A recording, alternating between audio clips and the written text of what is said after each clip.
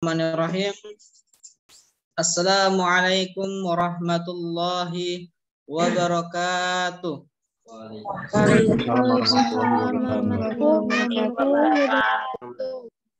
Tabi pun. Ya pun. Ya pun. Ya, alhamdulillahirabbil alamin. Puji syukur hanya milik Allah Subhanahu wa taala yang pada kesempatan pagi hari ini alhamdulillah kita diberikan nikmat sehat, nikmat iman serta waktu luang sehingga pada pagi hari ini kita bisa bertemu walaupun dengan secara virtual, tapi insya Allah tidak mengubah esensi kita untuk tetap ya bersyukur kepada Allah Subhanahu wa taala dan selalu memberikan yang terbaik untuk hari ini dan seterusnya. Dan salam dan salam semoga selalu tercurahkan kepada Nabi Muhammad Sallallahu Alaihi Wasallam, Nabi yang biasa saja tetapi menjadi luar biasa karena kebiasaan beliau. Dan semoga kita semua diberikan kekuatan untuk bisa mengikuti sunnah-sunnah beliau dan kelak di akhirat ya Rasulullah memanggil kita dengan syafaatnya insyaallah. Amin amin ya rabbal alamin. Yang terhormat kepada Bapak Ardiansyah Magister Sains Apoteker selaku pembina Yayasan Cevada. Yang terhormat kepada Dr. Gigi Ida Farida Magister Kesehatan selaku Ketua Yayasan SMK Cevada. Yang terhormat kepada Al-Mukarram Ustadz Dr. Andes Satria Lubis MM MBA selaku pemateri pada hari ini Ustadz. Yang terhormat kepada Bapak Ibu Guru, dosen, dan staf Cevada. Dan yang kami sayangi dan kami banggakan semua mahasiswa dan siswa dalam naungan Lembaga Pendidikan Yayasan Cevada, baik SMK maupun D3 Farmasi Cevada. Bapak Ibu dan teman-teman sekalian yang dirahmati Allah Subhanahu wa taala, tidak terasa kita semua akan bertemu dengan bulan suci yang penuh dengan kemuliaan, keberkahan, dan bulan yang penuh ampunan, yaitu bulan suci Ramadan. Sebelum kita bertemu, agar optimal semua ibadah kita, hari ini kita agendakan untuk mengadakan tarhib Ramadan dengan tema Ramadan Peluang Pahala Tiada Henti. Semoga kita pada pagi hari ini berjalan dengan lancar dan diberikan keberkahan untuk kita semua. Amin amin ya rabbal alamin. Bapak Ibu dan teman-teman semua yang dirahmati Allah Subhanahu wa taala, sebelum kita mulai agenda kita pada pagi hari ini, mari kita sama-sama melakukan nafas basmalah. Bismillahirrahmanirrahim. Kemudian selanjutnya tilawah Al-Quran yang akan dibacakan oleh Al-Ustadz Salahuddin SPDI. Kepada Ustadz Salahuddin SPDI dipersilakan.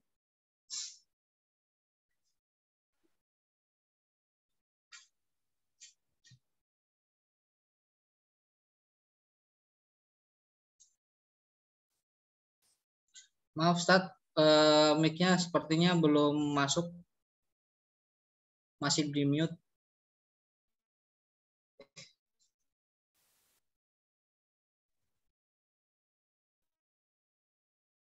Assalamualaikum warahmatullahi wabarakatuh.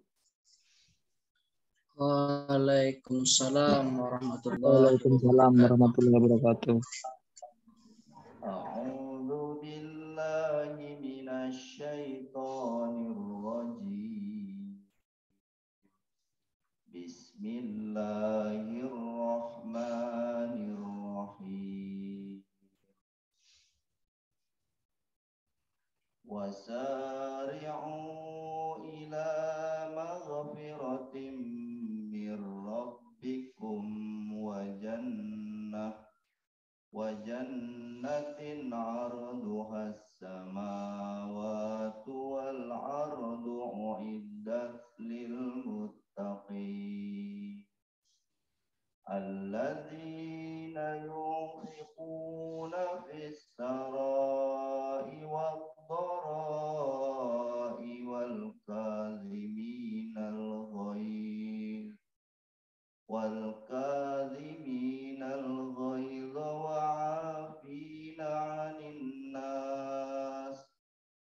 wallahu yuhibbul muhsinin. Walladzina idza fa'alu fahishatan aw zalamu anfusahum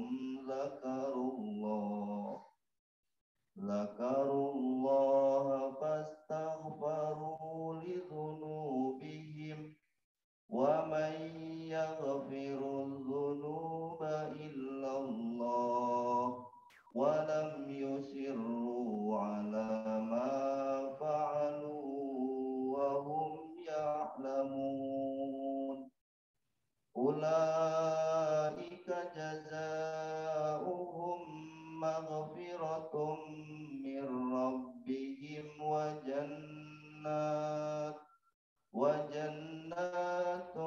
tajri min tahtihal anhar khalidina fiha wa ni'ma ajrul 'amilin.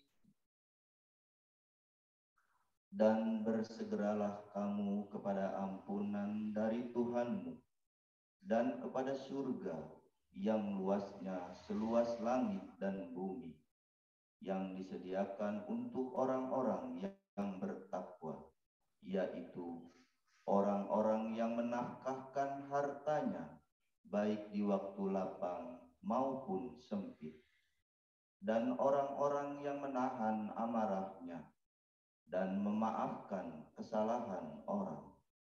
Allah menyukai orang-orang yang berbuat kebaikan, dan juga orang-orang yang apabila mengerjakan perbuatan keji atau menganiaya diri sendiri, mereka ingat kepada Allah, lalu memohon ampun terhadap dosa-dosa mereka.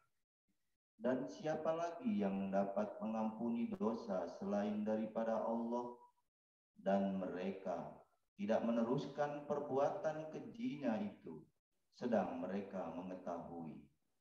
Mereka itu balasannya ialah ampunan dari Tuhan mereka dan surga yang di dalamnya mengalir sungai-sungai, sedang mereka kekal di dalamnya, dan itulah sebaik-baik pahala orang-orang yang beramal.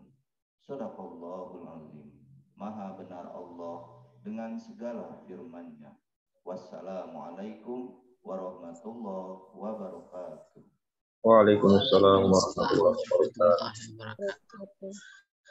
Jazakumullah khairan kasir kepada Ustadz Salahuddin, Sarjana Pendidikan Agama Islam, yang telah membacakan tausiah rabbaniyahnya. Semoga hati-hati kita bergetar mendengarkan bacaan yang beliau bacakan, karena itu salah satu bentuk ciri ya orang-orang yang beriman. Selaku kita sebagai hambanya, semoga kita selalu diberikan hidayah Allah Subhanahu wa taala, insyaallah. Amin amin ya rabbal alamin. Meningkat acara selanjutnya yaitu sambutan yang akan disampaikan oleh Bapak Ardiansyah Kahuriban, Magister Sains Apoteker selaku pembina yayasan, sekaligus membuka acara pada pagi hari ini. Kepada Bapak Ardiansyah Magister Sains Apoteker, dipersilakan. Baik, terima kasih. Assalamualaikum warahmatullahi wabarakatuh. Waalaikumsalam warahmatullahi wabarakatuh. Yang kami hormati Al-Mukarram Al-Ustadz Satria Haji Lubis, MMMBA, selaku penceramah yang alhamdulillah beliau memiliki waktu untuk bisa hadir dalam undangan kami pada ceramah hari ini. Sekian jazakallah khair Ustadz atas kehadirannya.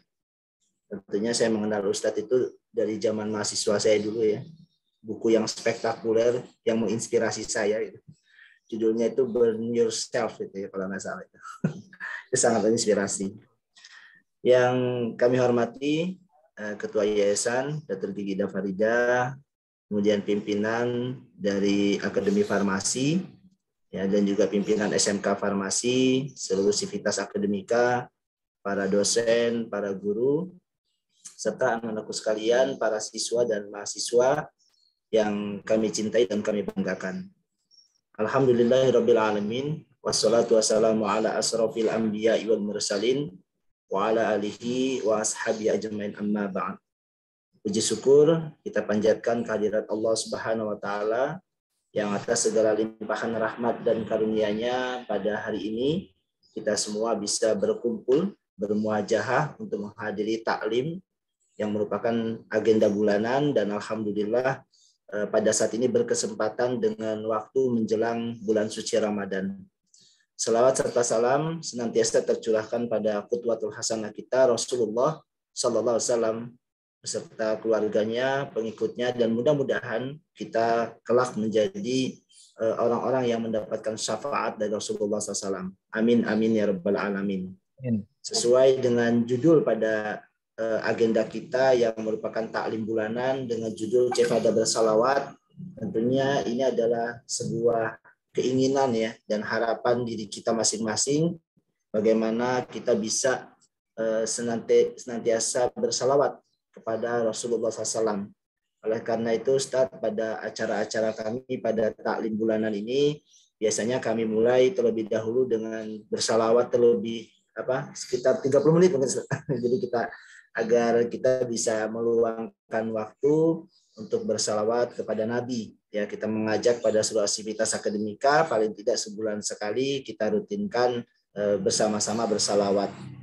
Alhamdulillah pada kesempatan ini kita bisa mengundang Ustadz tentunya dalam momentum menjelang bulan suci Ramadan. Kita sangat bersyukur sekali kita bisa menghadirkan penceramah-penceramah untuk bisa memberikan inspirasi dan motivasi kepada seluruh sivitas akademika, baik para dosen, guru maupun siswa dan mahasiswa kita, agar kita bisa mendapatkan pencerahan dan juga bisa meraih nilai-nilai hidayah ya.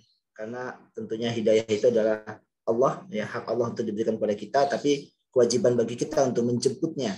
Ya tentunya taklim adalah sarana bagaimana kita bisa menjemput hidayah, sehingga dengan hidayah dan keimanan kita itulah maka mudah-mudahan kita bisa menikmati ibadah-ibadah, terutama ibadah-ibadah di bulan suci Ramadan yang tentunya nilainya sangat luar biasa. Oleh karena itu pada momentum hari ini kita berharap kita bisa mendapatkan ilmu ya, sehingga bisa motivasi dan inspirasi sehingga kita nanti bisa betul-betul menjalankan dan memaksimalkan ibadah di bulan suci Ramadan yang sebentar lagi mungkin tidak lama lagi akan kita datangi ya, mungkin perkiraan antara tanggal 2 atau 3 April. Oleh karena itu kita mohon kepada Ustadz nanti bisa memberikan ceramah kepada kita semua dan motivasi untuk kita semua sehingga kita bisa betul-betul menikmati ibadah di bulan suci Ramadan. Tentunya dalam kegiatan ini kami sampaikan terima kasih kepada seluruh panitia yang sudah menyelenggarakan dan kepada seluruh peserta yang sudah hadir pada kesempatan ini. Semoga kita bisa mendapatkan hikmah dan ilmu dalam ceramah yang akan dilaksanakan pada hari ini. Mohon maaf atas segala kekurangan. Kami sampaikan sekali lagi terima kasih. Wassalamualaikum warahmatullahi wabarakatuh. Waalaikumsalam warahmatullahi wabarakatuh. Terima kasih banyak pada Bapak Ardiansyah Kahuripan, Magister Sains Apoteker yang sudah memberikan sambutan pada hari ini. Untuk selanjutnya yaitu acara inti ya. Sebelum kita masuk acara inti, saya akan membacakan kurikulum vitae singkat beliau. Ya, beliau adalah Dr. Andes Haji Satria Hadi Lubis, Magister Manajemen, Magister of Business. Hanya itu apa ya? Lupa saya. Master.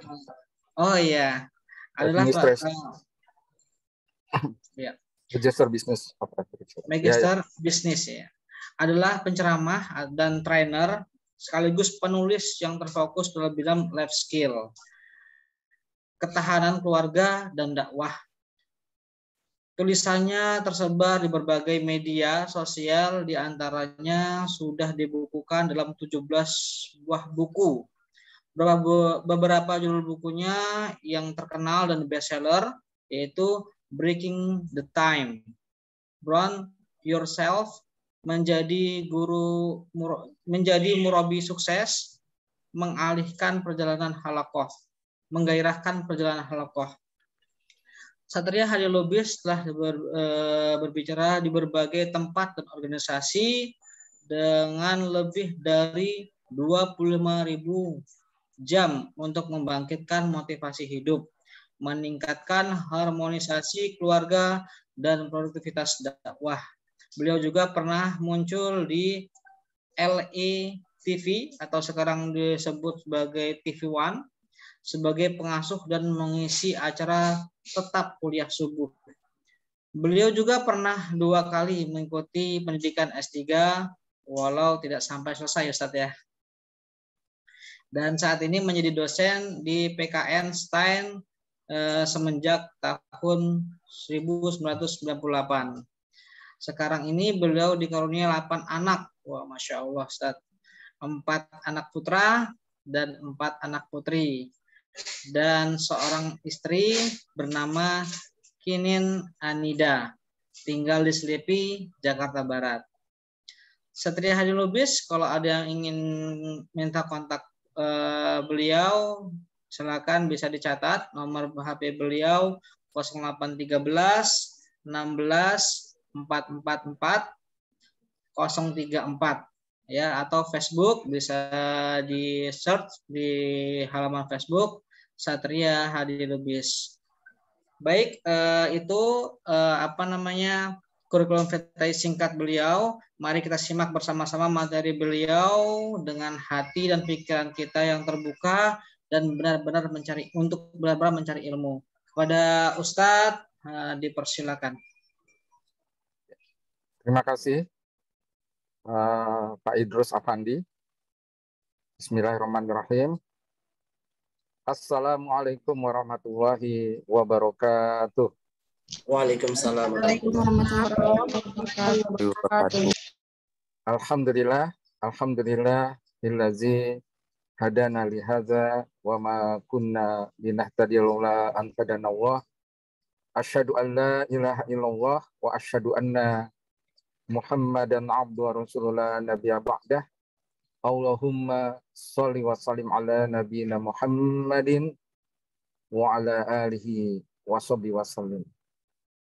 Wa qala ta'ala fil Qur'anil Karim, ya ayyuhallazina amanu ittaqullah wal tanzur nafsum ma qaddamat lighad wattaqullah.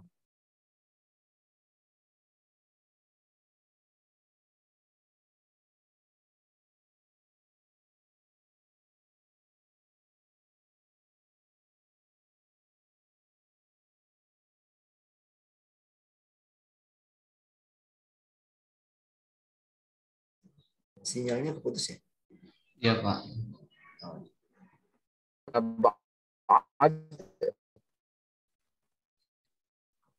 Ikhwati fillah, Bapak-Bapak Fakultas Akademika, para murid dan mahasiswa dari SMK dan juga dari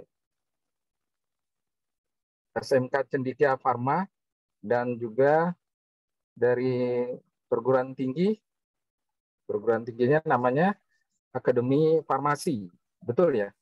Betul, Ustaz. Akademi Farmasi.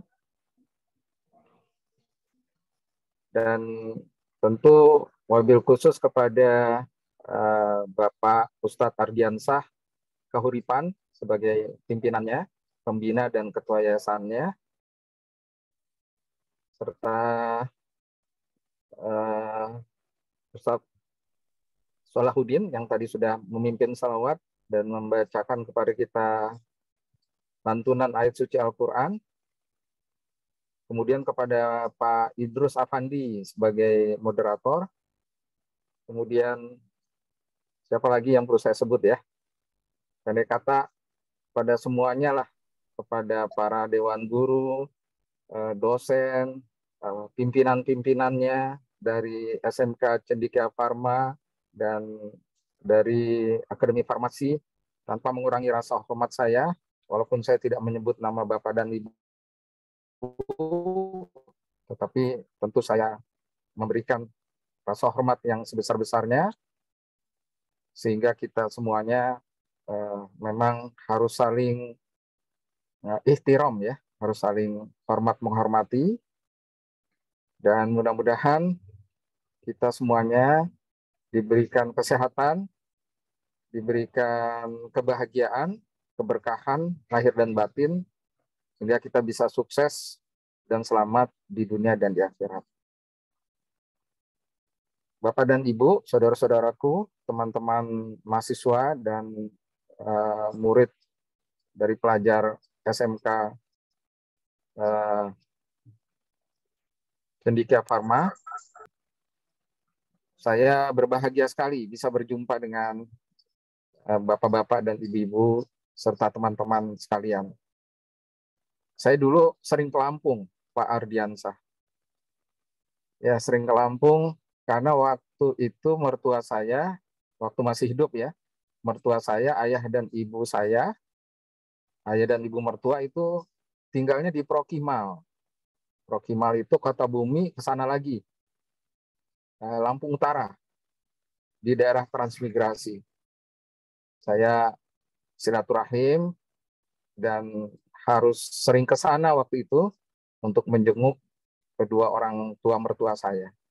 Tapi sekarang beliau berdua sudah almarhum, jadi nggak pernah lagi ke sana gitu. Ya. Oh, iya. Dulu kalau ke Bandar Lampung cuma ngelewatin doang. Kira-kira seperti itu. Ini lokasinya di Bandar Lampung ya, Ustadz Lokasi Ardian? di Bandar Lampung, Ustadz. Di Bandar Lampung. Kelurahan Sukabumi, ya.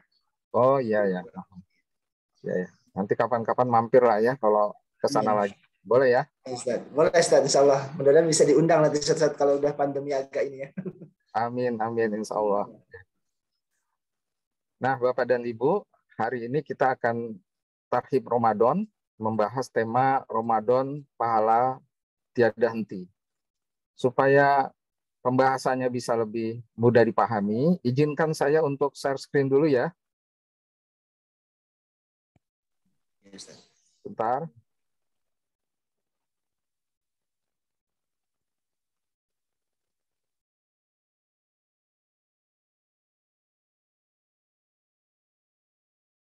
Bentar ya. Siap, Ustaz. Suara saya jelas? Insya Allah jelas, Ustaz. Jelas sekali, Ustaz. Ya.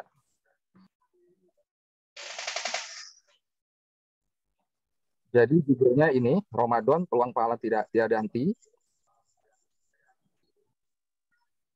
Tadi sudah disebutkan, diperkenalkan sedikit riwayat hidup saya, sehingga tidak usah saya ulang kembali. Saya dosen, sama seperti Bapak dan Ibu sekalian yang menjadi dosen. Saya dosen di STAN, Sekolah Tinggi Akuntansi Negara. Selain itu juga sebagai pegawai negeri di Kementerian Keuangan. Itu kira-kira tambahannya. Lalu ini foto keluarga saya, keluarga Satria Hadi Lubis, tidak ada hubungannya dengan Satria Baja Hitam. Saya punya 4 orang putra dan putri. Jadi yang paling besar anak saya itu usianya 31 tahun, dan paling kecil itu usianya 11 tahun. Terlihat ya? Terlihat gambarnya? Slide-nya terlihat? Terlihat, Ustaz. Terlihat, Ustaz. Ya. Jadi saya sudah memiliki 1 orang cucu, atau baru memiliki 1 orang cucu. Sudah bisa disebut kakek. Nanti kalau cucunya bertambah jadi kakek-kakek. Kira-kira itu tambahan dari riwayat hidup saya. Istri saya juga seorang Ustazah Kinkin Anida. Beliau juga suka ceramah-ceramah. Tadi saya mengantarkan dulu karena beliau ceramah di sebuah tempat.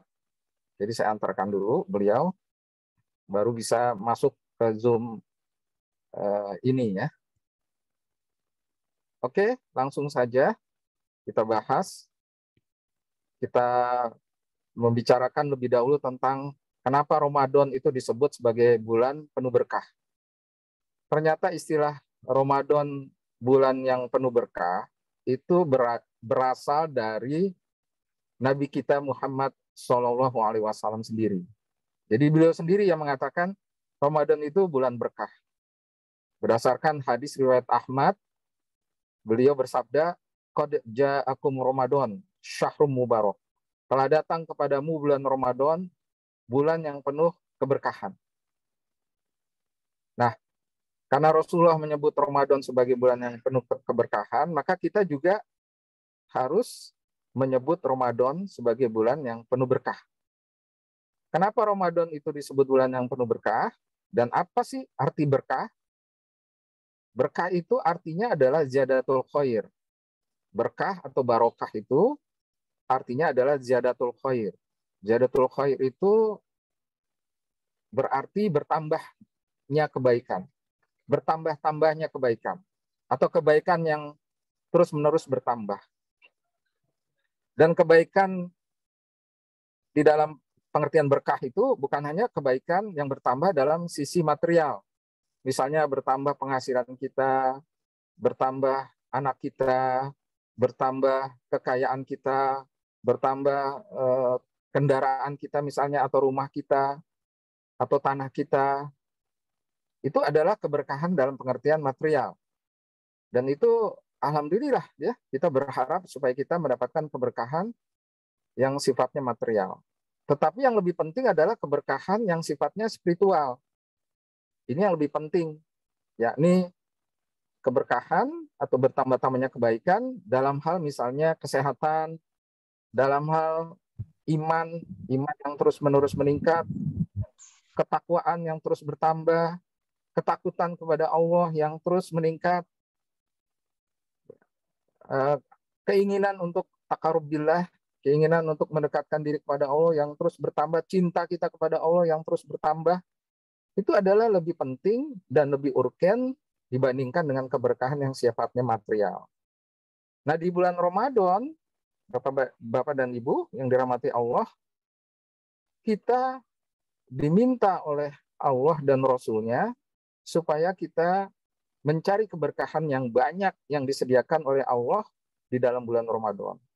Terutama keberkahan dalam sisi spiritual. Lalu apa saja keberkahan di dalam bulan Ramadan? Paling tidak saya sebut di sini ada 5 ya, 5 keberkahan.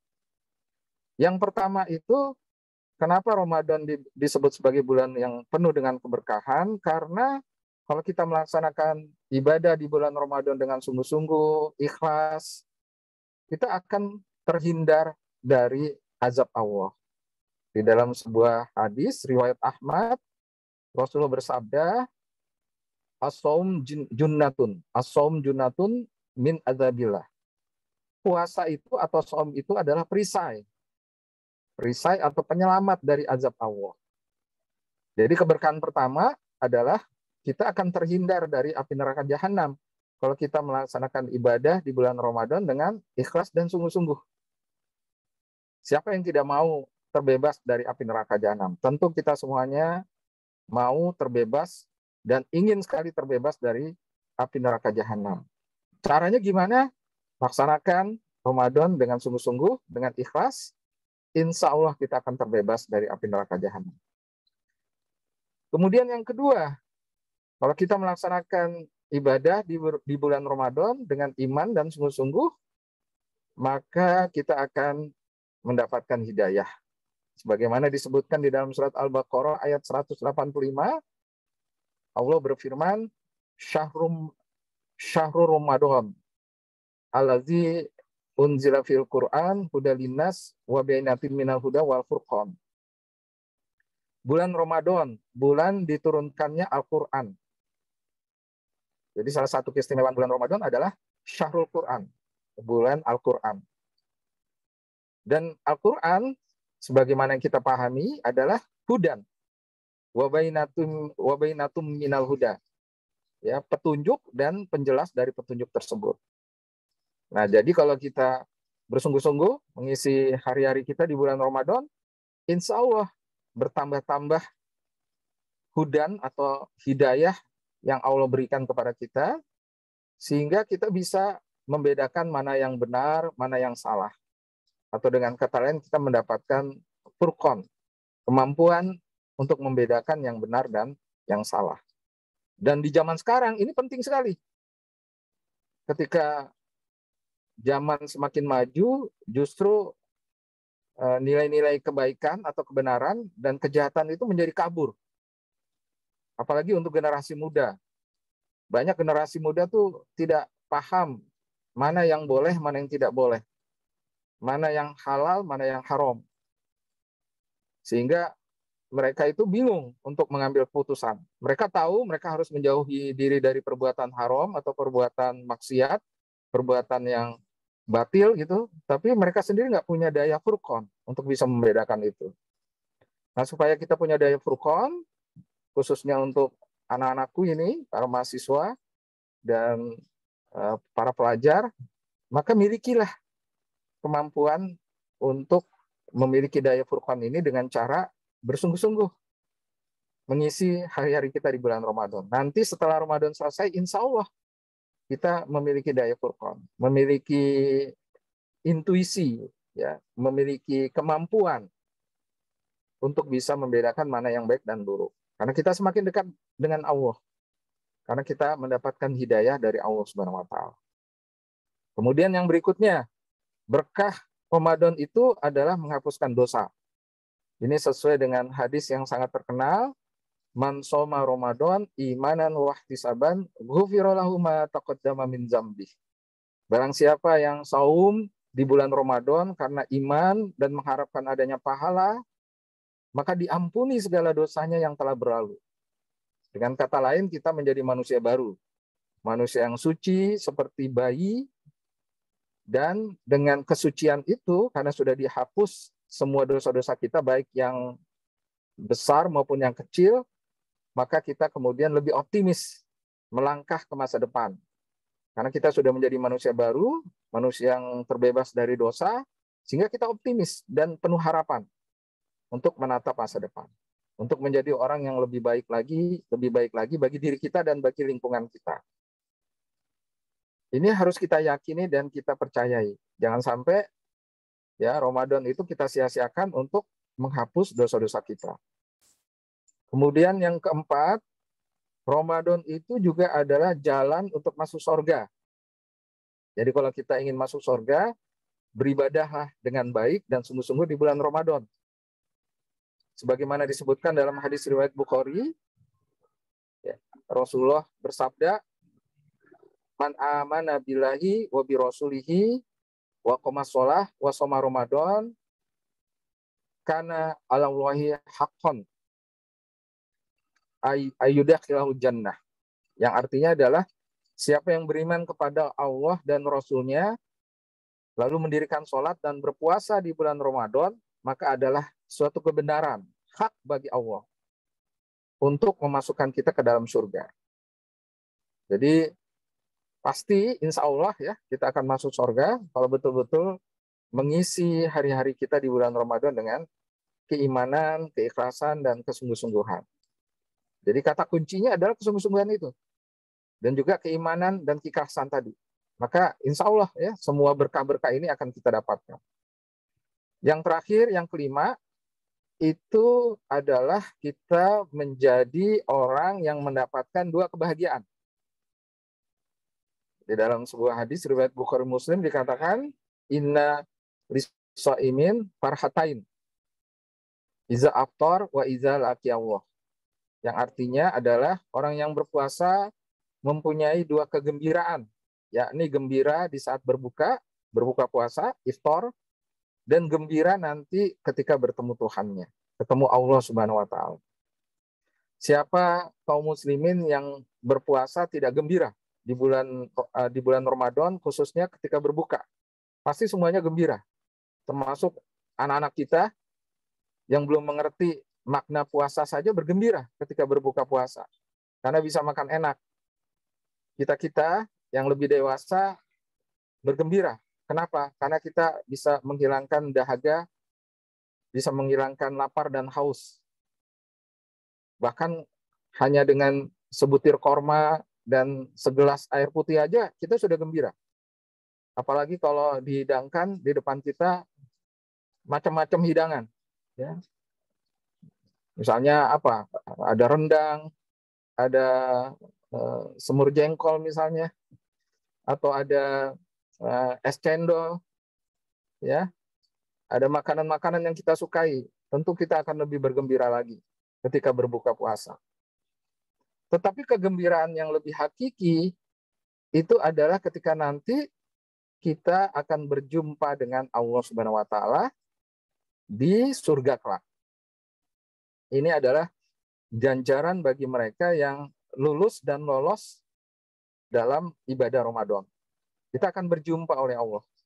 Kita akan berjumpa dengan Allah. Berjumpa dengan Allah itu di dalam hadis disebutkan sebagai puncak kebahagiaan, puncak kegembiraan. Bahkan ketika penghuni surga sedang menikmati berbagai kenikmatan surga, berbagai fasilitasnya yang begitu luar biasa, makanannya yang enak-enak, minumannya yang enak, fasilitas yang luar biasa, semua keinginan kita akan dipenuhi nanti di dalam surga.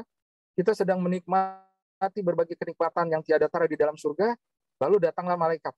Ini disebutkan di dalam sebuah hadis. Datanglah malaikat, lalu bertanya kepada penghuni surga, maukah engkau kami tunjukkan kebahagiaan yang lebih tinggi daripada kenikmatan surga? Kemudian kita para penghuni surga itu bertanya, memang ada kegembiraan yang lebih tinggi, yang lebih nikmat daripada kenikmatan hidup di dalam surga? Lalu malaikat mengajak para penghuni surga itu untuk berjumpa dengan Allah. Dan nanti insya Allah kita akan berjumpa dengan Allah seakan-akan seperti kita melihat bulan purnama. Bulan purnama. Ya teman-teman, Bapak dan Ibu, itu kan pernah melihat bulan purnama ya. Begitu indahnya bulan. Ya. Nah kira-kira seperti itulah. Di dalam hadis Rasulullah menggambarkan seakan-akan kita seperti melihat bulan purnama. Melihat Allah seakan-akan seperti melihat bulan purnama. Dan ketika kita melihat Allah dengan segala keindahannya tersebut, maka kita bergumam, kita berkata, ya, sungguh kenikmatan surga tidak ada artinya dibandingkan dengan kenikmatan memandang wajah Allah. Nah inilah kegembiraan, kebahagiaan yang akan didapatkan bagi mereka yang lulus dan lolos dari berbagai rangkaian ibadah di bulan Ramadan. Mudah-mudahan kita semuanya ya, Bapak dan Ibu, ya para mahasiswa, para pelajar sekalian, kita semuanya mudah-mudahan bisa mendapatkan keberkahan ini. Yang pertama adalah keberkahan apa tadi? Mungkin nanti keluar ini di ujian sekolah. Bercanda ya. Yang pertama adalah kita akan mendapatkan perisai yang akan menghindari kita dari azab Allah. Kemudian yang kedua, kita akan mendapatkan hidayah. Lalu keberkahan yang ketiga, kita akan dihapuskan dosa-dosanya, baik dosa yang besar maupun yang kecil. Kemudian yang keempat, kita akan masuk surga. Dan yang kelima adalah kita akan mendapatkan 2 kebahagiaan. Satu saja dari 5 keberkahan ini, padahal masih banyak sebetulnya berkah-berkah lainnya, yang disampaikan oleh para ulama-ulama kita, satu saja dari 5 ini sudah membuat kita gembira. Sudah membuat kita semestinya termotivasi untuk bersungguh-sungguh mengisi hari-hari kita di bulan Ramadan. Apalagi kalau 5-5-nya. 5-5-nya ini kita dapatkan, Masya Allah.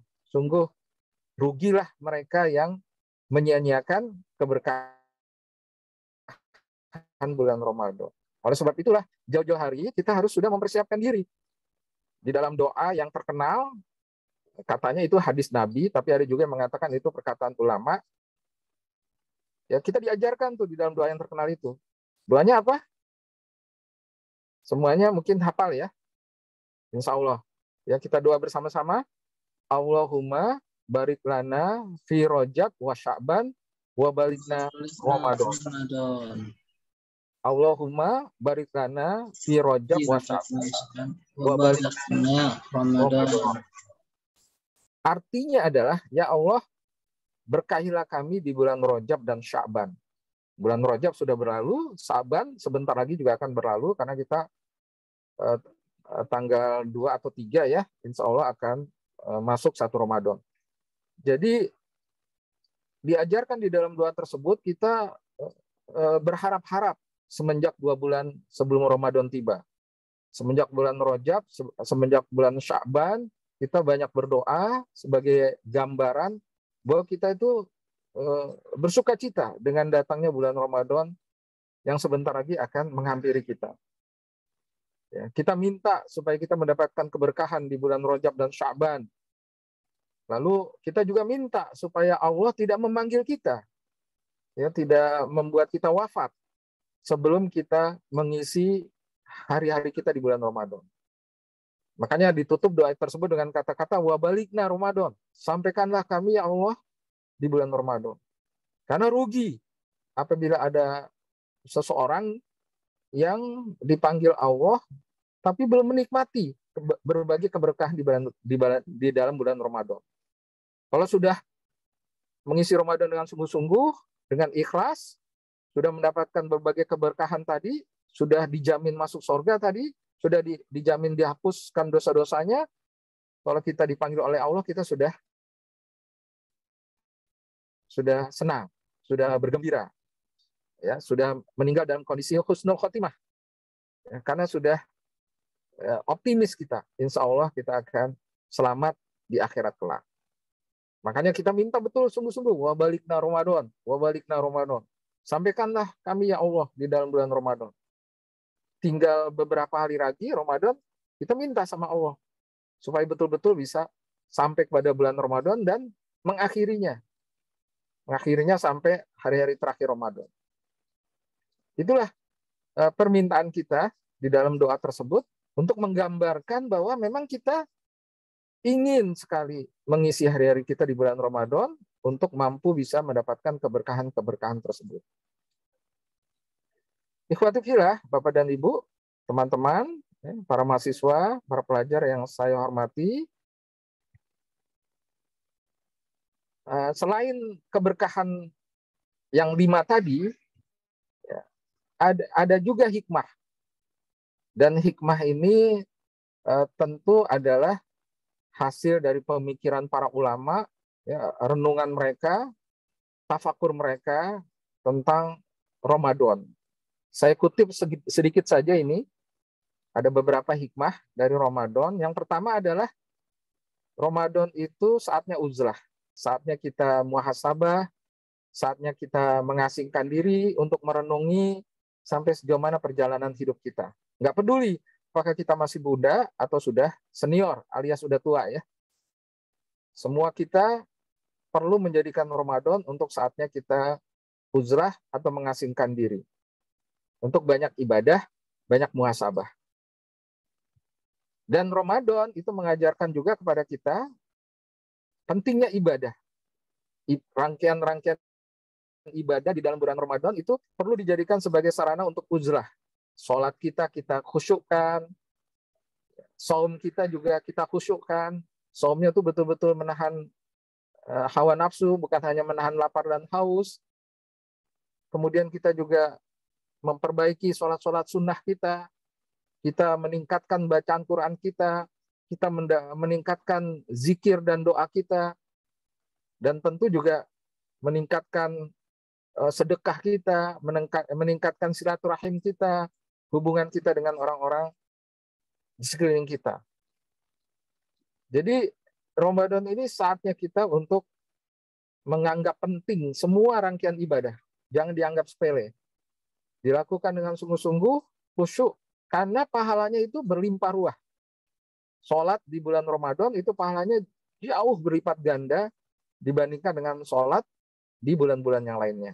Begitu juga saum kita, begitu juga sedekah kita itu dilimpahkan pahalanya oleh Allah. Seakan-akan Allah itu mengobral pahala.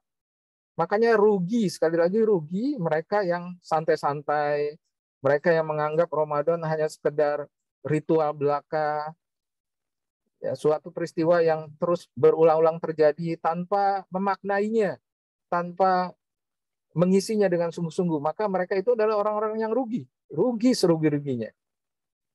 Ya, alhamdulillah ya kita punya kebiasaan untuk tarhib Ramadan, kita punya kebiasaan untuk mendengarkan ceramah-ceramah tentang Ramadan sebelum Ramadan tiba. Dan itu harapannya adalah membuat kita semuanya memiliki kesiapan mental, kesiapan pikiran, kesiapan fisik atau tubuh ya, supaya kita betul-betul prima menyambut dan mengisi bulan Ramadan. Dan Ramadan itu adalah saat kita untuk tidak terjebak dengan rutinitas. Di bulan-bulan yang lainnya, kita melakukan berbagai aktivitas yang mungkin lebih banyak aktivitas duniawi. Misalnya kita lebih banyak bekerja, lebih banyak melakukan kegiatan-kegiatan, aktivitas organisasi dengan berbagai preferensinya. Nah, di bulan Ramadan sebaiknya kegiatan-kegiatan tersebut kita kurangi untuk lebih banyak beribadah. Bahkan pemerintah sendiri itu dari tahun ke tahun, sebagaimana kita pahami, itu juga mengurangi waktu kerja. Saya misalnya sebagai PNS itu dikurangi waktu kerjanya, sehingga pulangnya bisa lebih cepat, supaya saya itu bisa banyak ibadah, ya, supaya saya itu bisa berkumpul dengan keluarga saya pada saat berbuka puasa. Itu ya pemerintah saja juga mendukung supaya kita banyak beribadah dan banyak berkumpul dengan keluarga kita. Nah, ini juga sebagai isyarat bahwa memang suasana di Indonesia khususnya ya, dengan dukungan dari pemerintah akan membuat kita ya mempunyai waktu yang cukup untuk memperbanyak ibadah dan banyak berkumpul dengan keluarga kita, ya, dengan anak-anak, istri, suami kita, sehingga dengan itu ya keberkahan bulan Ramadan semakin bertambah-tambah. Ya, jangan jadikan Ramadan sebagai bulan seremonial belaka. Tadi sudah saya sebutkan, ya, jangan sampai kita Ramadan ini ya kita biarkan berlalu begitu saja tanpa ada perubahan kekhusyuan, ya, tanpa ada keinginan untuk lebih bersungguh-sungguh dalam ibadah-ibadah kita, tanpa ada keinginan untuk menambah berkali-kali lipat target-target ibadah kita.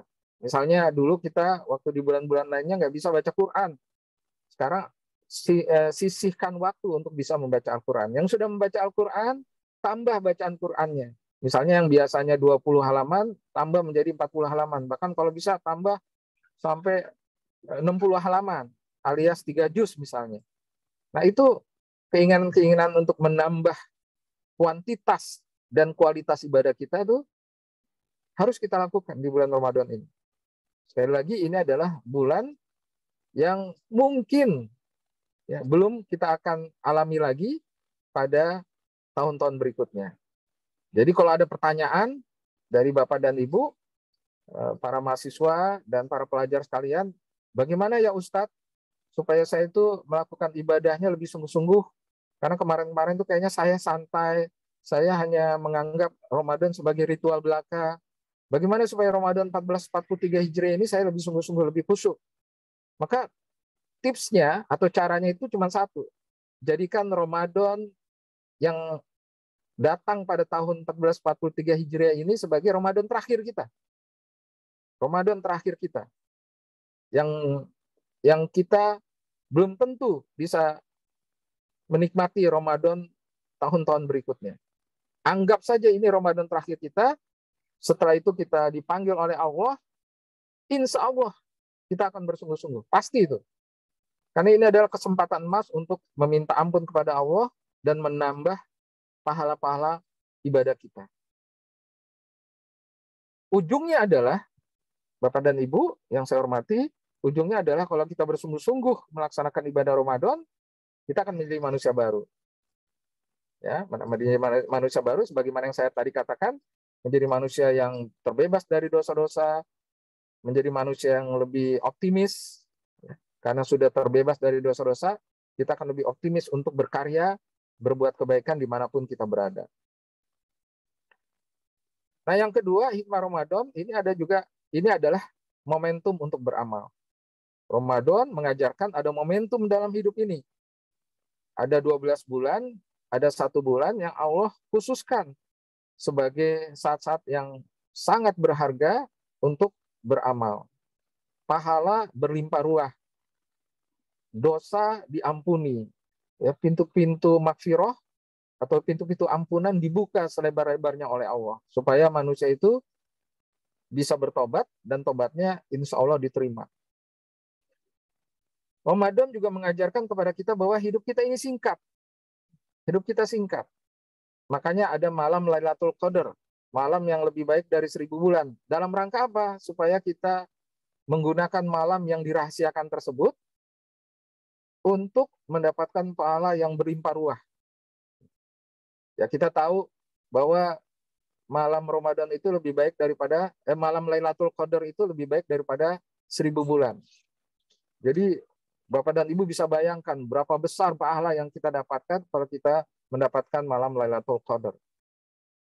Jadi hidup kita singkat, tapi sebaliknya kita butuh pahala yang banyak untuk masuk surga, maka Allah menciptakan, menjadikan ibadah-ibadah di bulan Ramadan, khususnya di malam Lailatul Qadar itu berlimpah ruah ya pahalanya. Dengan itulah kita punya bekal yang cukup untuk bisa masuk surga Allah Subhanahu wa taala. Yang kedua juga bahwa Ramadan itu sebagai momentum beramal untuk mengingatkan kita semuanya bahwa setiap ibadah itu ada momentumnya. Ada saat-saat yang berharga. Misalnya sholat tarawih. Sholat tarawih sendirian dengan sholat tarawih berjamaah tentu lebih besar pahalanya sholat tarawih berjamaah. Kemudian saum juga. Ya, di bulan Ramadan kita diajarkan oleh Allah untuk mengingat momentum sahur, momentum berbuka. Karena sahur yang baik adalah sahur yang mendekati subuh, dan berbuka yang baik adalah berbuka setelah azan maghrib.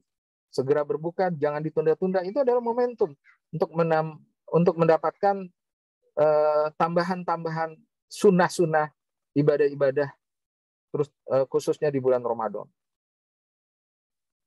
Dan berbagai rangkaian-rangkaian ibadah lainnya, termasuk sedekah. Sedekah kita itu di bulan Ramadan akan dilipat gandakan pahalanya. Dan itu semuanya mengajarkan kepada kita, hikmahnya adalah mengajarkan kepada kita bahwa jangan pernah kita menyia-nyiakan waktu. Teruslah berkarya. Sebagaimana disebutkan di dalam surat 23 ayat 1 dan 3. Qad aflahal mu'minun allazina hum 'anil lahwi mu'ridun. Sungguh beruntung orang-orang mukmin. Siapa orang mukmin yang beruntung? Mereka yang meninggalkan perbuatan dan perkataan yang tidak berguna.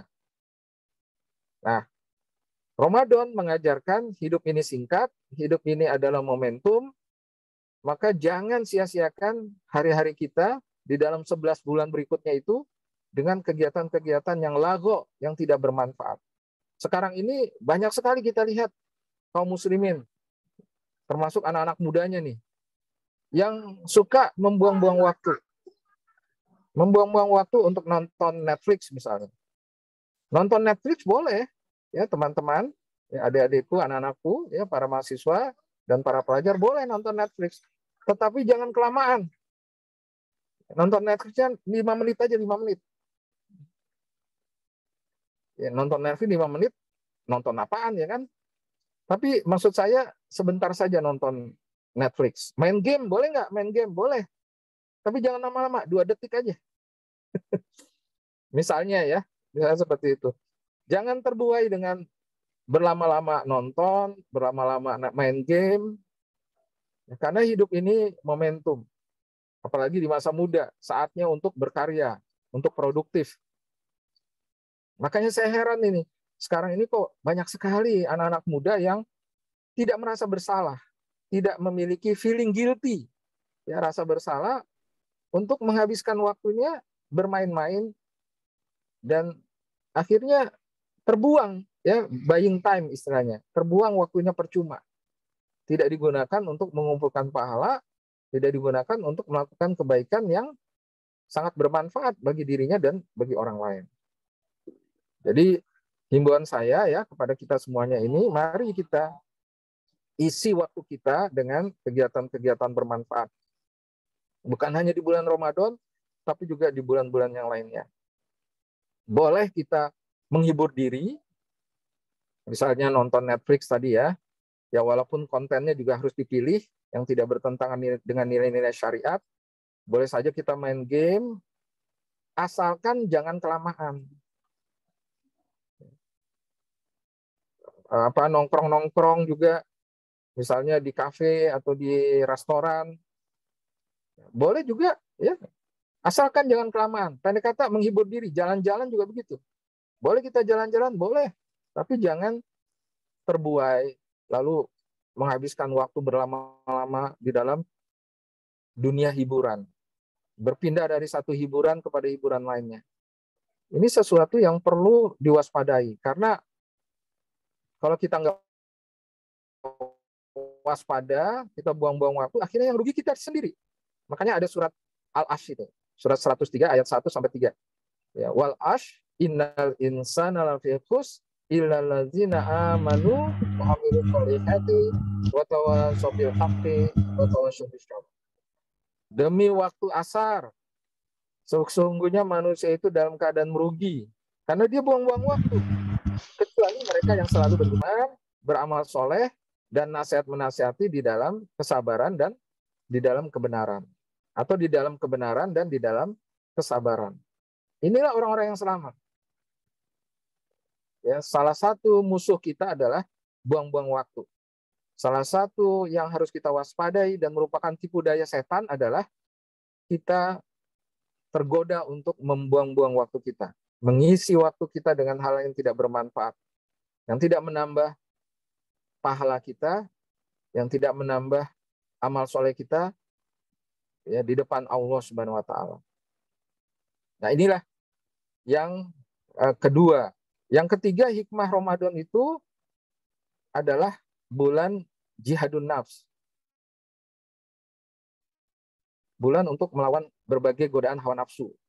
Karena sukses itu memang berawal dari kemampuan menahan godaan, baik sukses di dunia maupun sukses di akhirat. Jadi teman-teman mahasiswa dan para pelajar, kalau misalnya menengok ke kanan ke kiri, menengok kepada teman-temannya, maka percayalah, siapa teman-temannya yang akan sukses lebih dulu, itu adalah teman yang paling mampu menahan hawa nafsunya. Paling mampu menjaga dirinya dari godaan-godaan hawa nafsu. Baik itu berupa, nanti kalau sudah bekerja ya, harta, tahta, kalau laki-laki wanita, kalau wanita itu berarti pria, ya, godaan nafsu juga untuk membuang-buang waktu tadi. Pendek kata, mereka yang mampu menjaga dirinya, mengendalikan dirinya supaya tidak tergoda dengan berbagai godaan hawa nafsu, kemaksiatan, maka mereka itulah yang akan sukses di dunia dan di akhirat.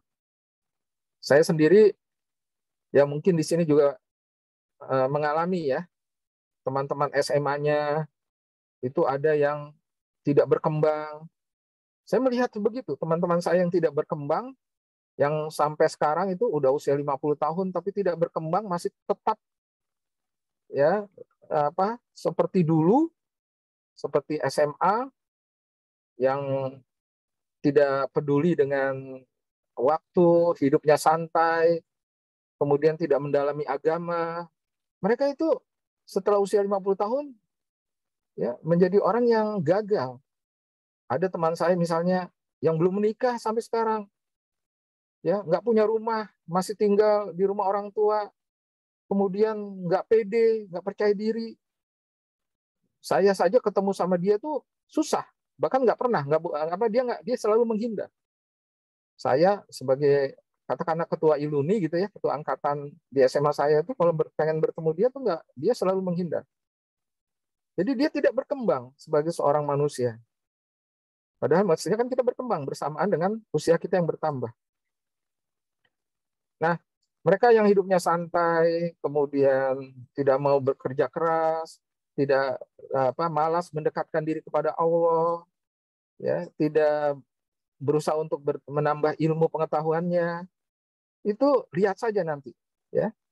Lihat saja nanti teman-teman juga akan mengalami itu, siapa di antara teman-teman itu yang paling sukses, siapa di antara teman-teman itu yang paling sukses dalam pengertian luas ya, sukses dalam pengertian di dunia dan di akhirat itu ya nanti 20 tahun lagi teman-teman akan melihat tuh mereka itu adalah mereka orang-orang yang memang dari dulu itu suka mengendalikan hawa nafsu, ya, mampu jihadun nafs, ya, mampu bersungguh-sungguh untuk tidak tergoda dengan berbagai godaan syaitan, ya.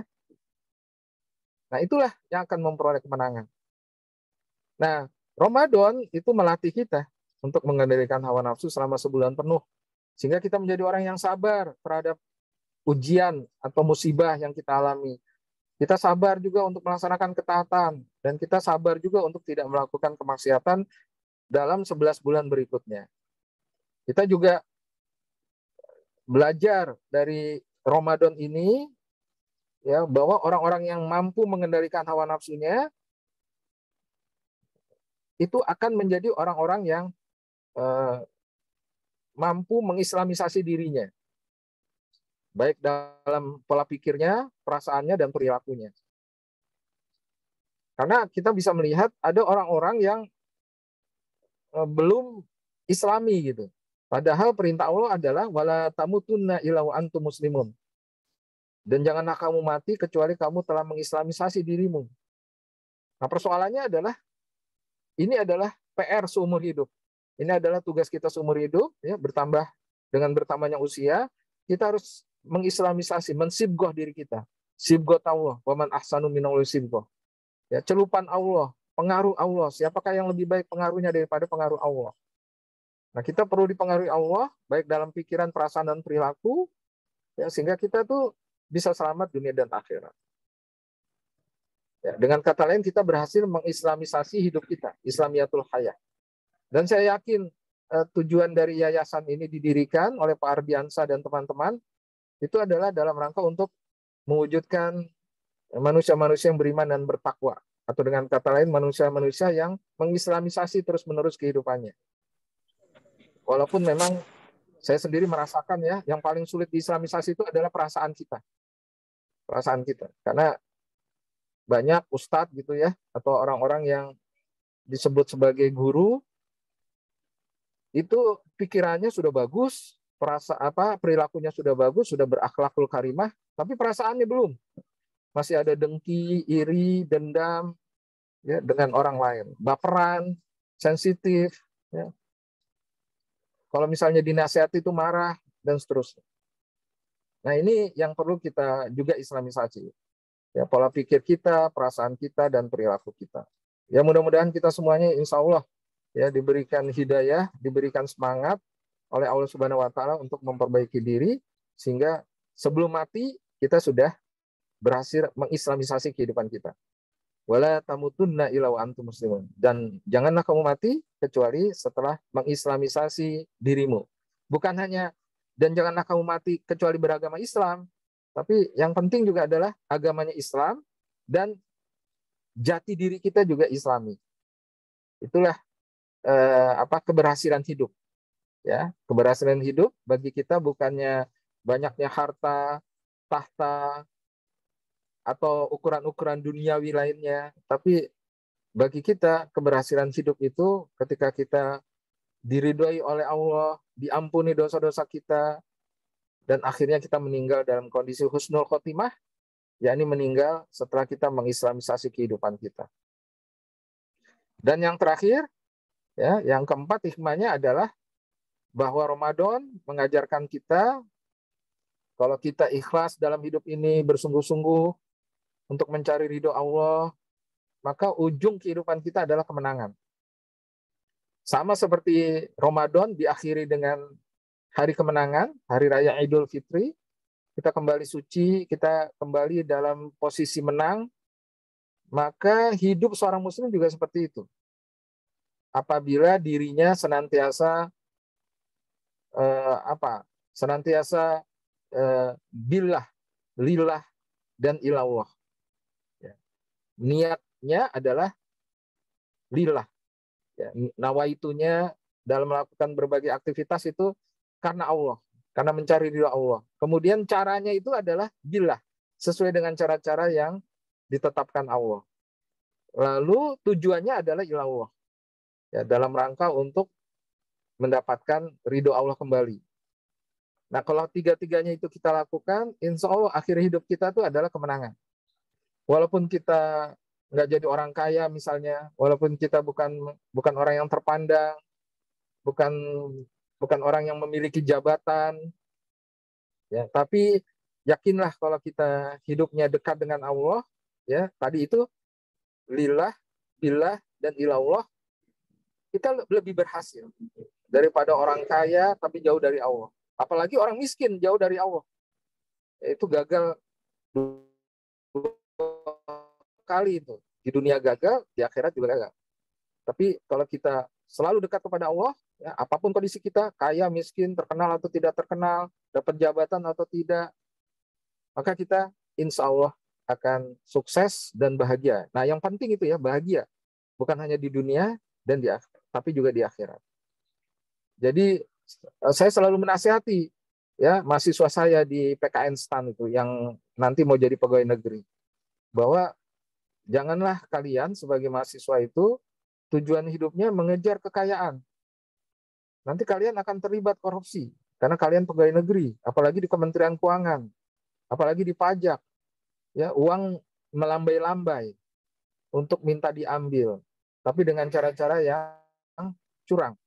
Saya bilang sama mereka, jangan kamu terpesona dengan kesempatan kamu untuk bisa jadi orang kaya, tapi dengan cara yang batil. Jangan kamu terpesona untuk mencari jabatan. Jangan kamu terpesona untuk mengejar hal-hal duniawi. Tapi kejarlah kebahagiaan. Karena kebahagiaan itu didapat ketika kamu menjadi orang yang baik, menjadi orang yang benar, sesuai dengan agama kamu masing-masing. Saya bilang begitu sama mahasiswa saya yang tidak semuanya muslim ya. Jadi saya pakai bahasa yang lebih universal. Nah, di kesempatan ini juga saya begitu ya. Saya ingin supaya bapak-bapak, ibu-ibu, terutama para mahasiswa ya, hiduplah dengan prinsip seperti Ali bin Abi Thalib katakan, ish kariman mut syahidan. Ya, hidup mulia atau mati tapi dalam keadaan diridai oleh Allah, mati syahid ya.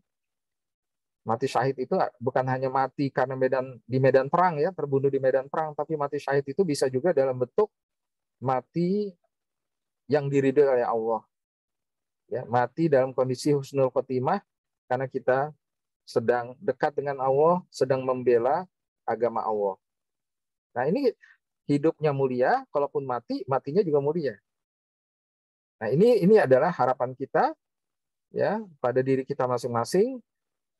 Sehingga kita tuh tidak tergoda dengan berbagai godaan-godaan duniawi yang sekarang ini marak sekali. Jadi teman-teman para mahasiswa, para pelajar, tolong ya sejak dini itu sudah meluruskan niatnya bahwa saya itu ingin menjadi orang yang bermanfaat. Khairun nas anfa'uhum linnas. Sebaik-baiknya manusia adalah yang memberikan manfaat bagi orang banyak. Bukan untuk sekolah itu bukan untuk mengejar kekayaan, untuk mengejar kedudukan, atau ukuran-ukuran duniawi lainnya. Karena itu semuanya adalah takdir dari Allah. Diberikan oleh Allah, alhamdulillah. Tidak diberikan oleh Allah, alhamdulillah. Yang penting kita dekat sama Allah. Yang penting kita diridhoi Allah. Itu prinsip dalam hidup. Yang kalau teman-teman, terutama para mahasiswa dan para pelajar itu sudah lakukan sejak sekarang, nanti kalau sudah besar, ya itu akan tertanam kuat. Ya. Karena susah sekali loh zaman sekarang ini untuk berorientasi berorientasi ukhrawi ya, atau di dalam istilah di sini adalah motivasinya akhirat. Itu susah sekali ya, karena begitu banyaknya godaan di dunia ini. Ya, kira-kira itu Bapak dan Ibu, ya teman-teman, para mahasiswa, para pelajar yang saya hormati, yang saya banggakan ya. Jadi kesimpulannya adalah mari kita gunakan waktu-waktu kita di bulan Ramadan dengan sebaik-baiknya. Dari sekarang kita menata waktu kembali, ya, menjadwal waktu kerja dan ibadah kita, ya, lalu meninggalkan kegiatan yang tidak bermanfaat. Tadi sudah saya sebutkan ya uraiannya. Lalu menjadwal ulang waktu tidur. Jangan sampai kita di bulan Ramadan banyak tidur dengan anggapan ya, tidurnya orang yang berpuasa itu ibadah. Ya kan ada perkataan semacam itu. Padahal itu bukan hadis tuh. Dan juga salah, omongan itu salah. Karena kenapa? Kalau misalnya tidur itu ibadah, memang betul tidur itu ibadah. Tapi tidurnya aja ibadah orang yang berpuasa. Apalagi kerjanya. Kan harusnya dibalik seperti itu ya. Kalau santai-santai aja itu ibadah, apalagi kalau kerja. Apalagi kalau kita aktif berkarya di bulan Ramadan. Tentu pahalanya akan jauh lebih besar lagi. Kemudian membuat target Ramadan, ya Bapak dan Ibu sudah buat apa tidak ini? Ya, menulis dan mengevaluasi target Ramadan. Kemudian setiap orang juga memiliki ibadah favorit. Nah, di dalam Ramadan ibadah favorit ini ditingkatkan sembari kita melengkapi ya dengan ibadah-ibadah yang lainnya. Ibadah-ibadah yang tidak favorit, yang selama ini susah. Ada orang yang susah baca Quran. Nah, di bulan Ramadan, bagaimana dia membiasakan baca Quran? Ada orang yang susah saum. Nah, di bulan Ramadan, kita tiap hari saum. Itu semuanya untuk membiasakan kita, sehingga semua ibadah itu menjadi favorit. Menjadi kita sukai. Nah, kemudian yang ketiga, sebelum yang ketiga, ini target-target Ramadan yang Bapak dan Ibu, ya teman-teman sekalian bisa ambil sebagai contoh. Ya, jadi tolong ya, beberapa hari terakhir ini dibuat targetnya secara kuantitas. Misalnya tahajud dalam bulan Ramadan itu berapa kali? Katakanlah tiap hari ya. Ingin tiap hari berarti 30 hari, 30 kali ya. Aktifkan sahur, kemudian sholat sunat fajar, subuh berjamaah di masjid ini berapa kali dalam sepekan? Misalnya 7 kali. Lalu doa pagi. Doa pagi atau al-masurat itu berapa kali dalam sepekan? Ya, tilawah, apakah 1 juz dalam sehari atau lebih? Ya, kemudian sholat duha, bikin target sholat duha itu target kita berapa? Idealnya kan 30 kali ya. Kemudian nafkah halal, hindari dusta, walau bercanda, gibah, khurafat, atau mengatakan kata-kata yang porno. Kemudian sholat zuhur berjamaah. Nah, ini semuanya kita bikin targetnya. Sehingga kita nanti di akhir Ramadan bisa melakukan evaluasi. Apakah Ramadan kita lebih baik apa tidak dari tahun sebelumnya. Kemudian target juga silaturahim. Pada siapa? Terutama kepada teman-teman lama atau kepada saudara yang jauh, yang jarang kita berkomunikasi. Apalagi nanti kita akan pulang kampung misalnya ya. Nah, di situ kesempatan kita untuk menjalin silaturahim. Mengajak kepada kebaikan, misalnya menulis di Facebook, di Twitter, kalau di TikTok bukan ditulis ya. Kemudian di mana lagi tuh? Di Instagram ya. Tulisan-tulisan dakwah, tulisan-tulisan kebaikan, walaupun hanya 1 kalimat atau 2 kalimat. Itu kita targetkan. Sholat asar berjamaah, kemudian tilawah lagi. Ya, istighfar sebanyak mungkin. Kalau perlu sampai 1000 kali. Ya. Zikir sebanyak mungkin. Sedekah. Sedekahnya kita nominalnya berapa ini selama sebulan? Bagi para pelajar tentu yang masih belum punya penghasilan ya tentu sesuai dengan kesanggupannya. Tapi bagi yang sudah punya penghasilan ya tingkatkan sedekah kita di bulan Ramadan. Doa sore kita lakukan.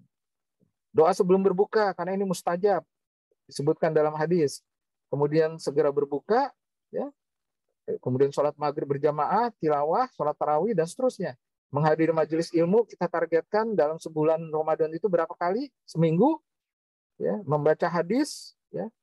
Berapa hadis akan kita baca atau berapa buku hadis yang kita baca, membaca buku agama, membaca Al-Qur'an terjemahan. Nah, ini perlu saya garis bawah ini.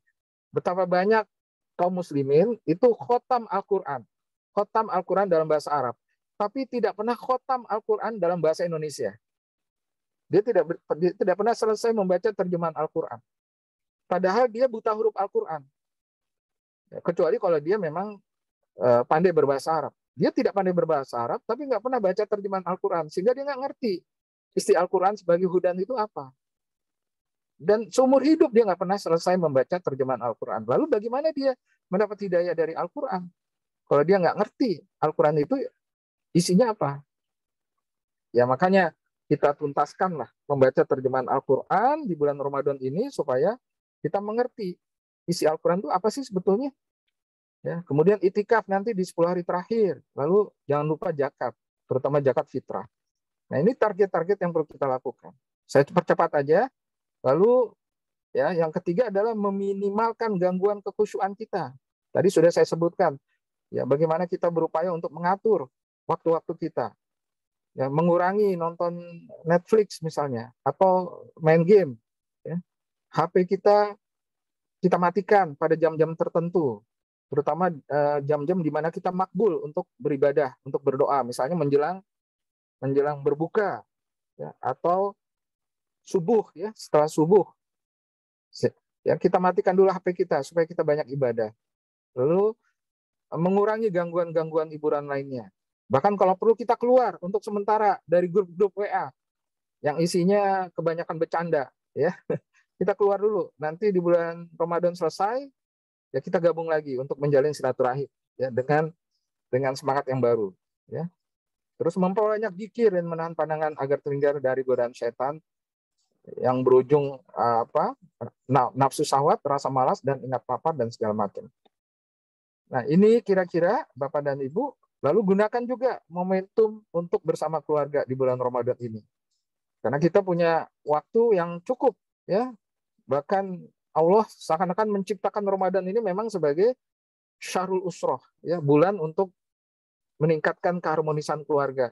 Karena kita sahur biasanya bareng-bareng, kemudian subuh berjamaah ke masjid bareng-bareng, kemudian ngabuburit, ya, menjelang berbuka kita sudah ada di rumah bareng-bareng gitu, ya, bercengkrama, baca Quran bersama misalnya, tadarusan, dan seterusnya. Lalu buka puasa bersama keluarga, tarawih dan tadarusan juga bersama keluarga, ini bisa kita lakukan. Berikutnya, memelihara setelah Ramadan, ya, dengan melakukan berbagai aktivitas setelah Ramadan. Karena pertarungan sesungguhnya itu adalah di bulan lainnya, bukan hanya di bulan Ramadan. Ya. Lalu jadikan Ramadan itu sebagai setiap bulan adalah Ramadan, sehingga semangat Ramadan terus terjaga. Ya, itu kira-kira ujungnya adalah, kesimpulannya adalah, mari Bapak dan Ibu yang saya hormati, ya, nasihat untuk masing-masing kita, termasuk diri saya pribadi, ya, jangan sampai Ramadan ini berlalu dan kita hanya mendapatkan lapar dan haus belaka. Ya.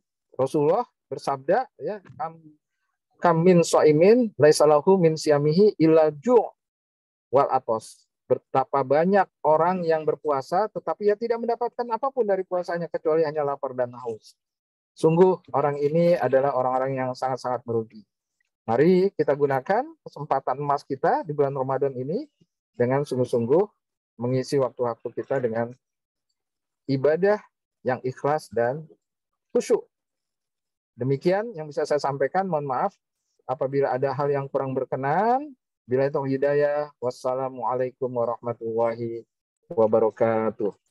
Waalaikumsalam warahmatullahi wabarakatuh. Masya Allah, luar biasa materinya pada pagi hari ini, ya. Jazakumullah khairan katsir Ustadz Satria Hadi Lubis yang telah menyampaikan materi yang sangat luar biasa. Mungkin bagi teman-teman, Bapak Ibu, guru maupun dosen yang ingin bertanya, ya, silakan bisa bertanya baik secara langsung, ya, atau melalui kolom chat. Dan untuk yang ingin bertanya secara langsung bisa raise hand, ya. Sebelum pertanyaan kita mulai, sesi pertanyaan kita mulai, saya ingin bertanya Ustadz, ya, sebelum teman-teman yang lain ini pertanyaan terlebih dahulu. Ketika kita selesai Ramadan, Ustadz, kita ibadah kita dari awal Ramadan sampai akhir itu semuanya sudah kita lakukan, rangkaiannya sudah kita lakukan.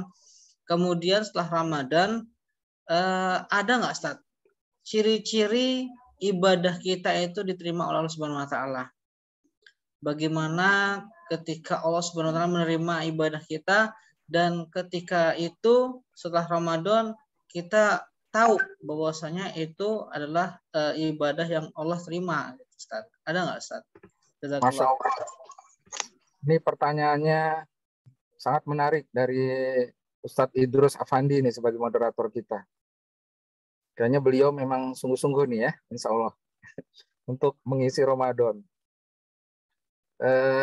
Bapak dan Ibu, ya, para ustadz dan ustazah, para mahasiswa, para pelajar yang saya hormati, ciri bahwa Ramadan kita mabrur. Nah, ini saya pakai istilah haji ya, kan ada istilah haji mabrur. Nah, Ramadan yang mabrur, Ramadan yang diterima itu cirinya apa sih? Cirinya adalah kita semakin dekat, cinta kepada Allah, dan semakin soleh atau soleha. Ini jawabannya mungkin kualitatif ya. Tidak ada ukuran yang sifatnya kuantitatif yang menjadi bukti bahwa kita itu diterima amalan Ramadannya. Buktinya itu kualitatif. Kita sendiri merasa bahwa kita tuh setelah Ramadan makin dekat sama Allah, makin cinta sama Allah, makin ihsan. Kalau istilah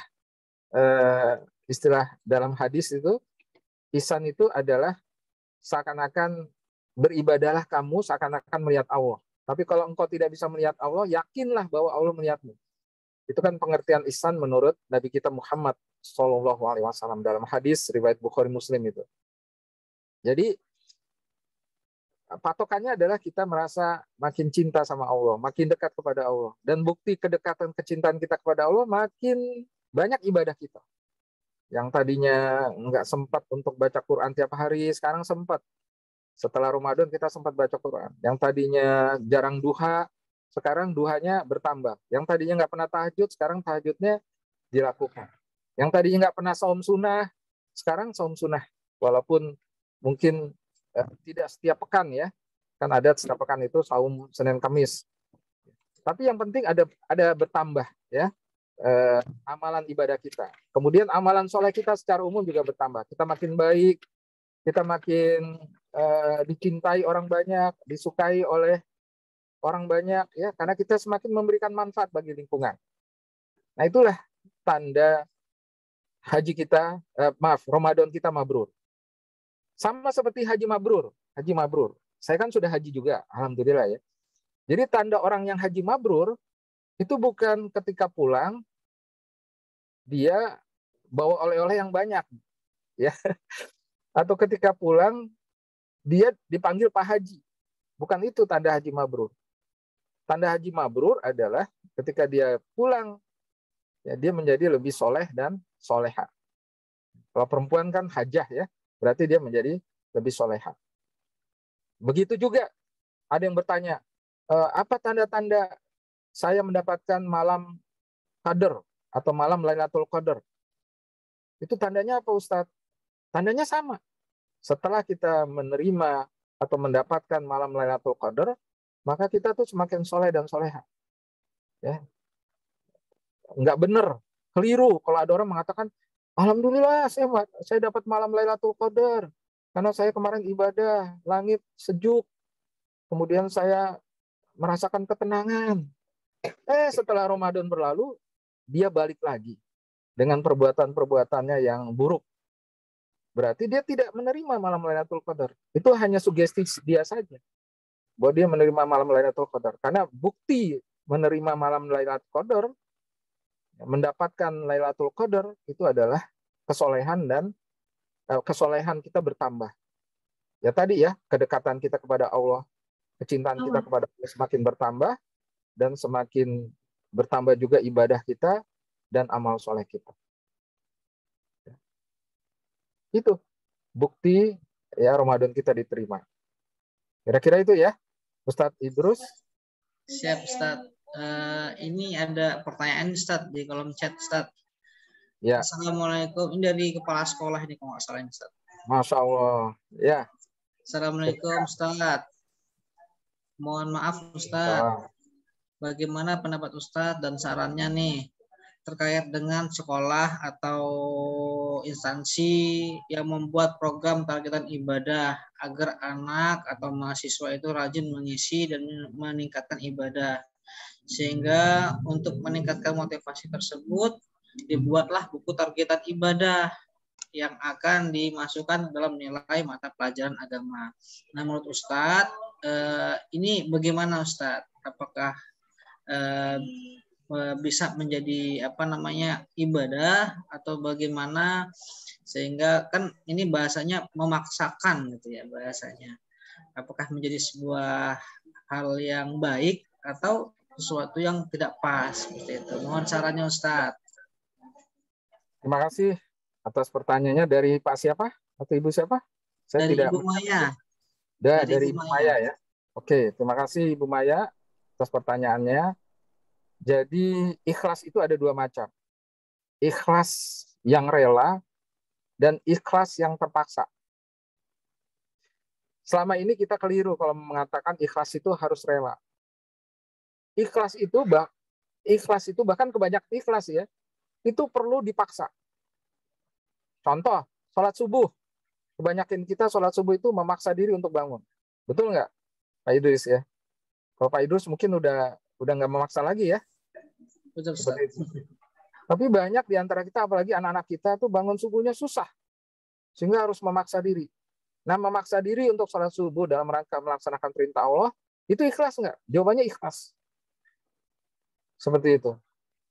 Dalilnya surat 9 ayat 41. Infiru khifafa wasiqala wajahidu bi amwalikum wa anfusikum fi sabilillah. Dzalikum khairul lakum in kuntum ta'lamun. Berangkatlah kamu, lakukanlah amal dengan keadaan suka atau tidak suka, terpaksa atau tidak terpaksa, rela atau tidak rela. Ya, itu Allah sendiri yang mengatakan di dalam surat 9 ayat 41. Dan berjihadlah, bersungguh-sungguhlah kamu dengan harta dan jiwamu di jalan Allah. Yang demikian itu lebih baik bagimu jika kamu mengetahui. Jadi kalau kita mengetahui bahwa ternyata ikhlas itu kadang-kala memang perlu memaksa diri. Nah, lalu bagaimana kalau yang maksa ini adalah orang lain?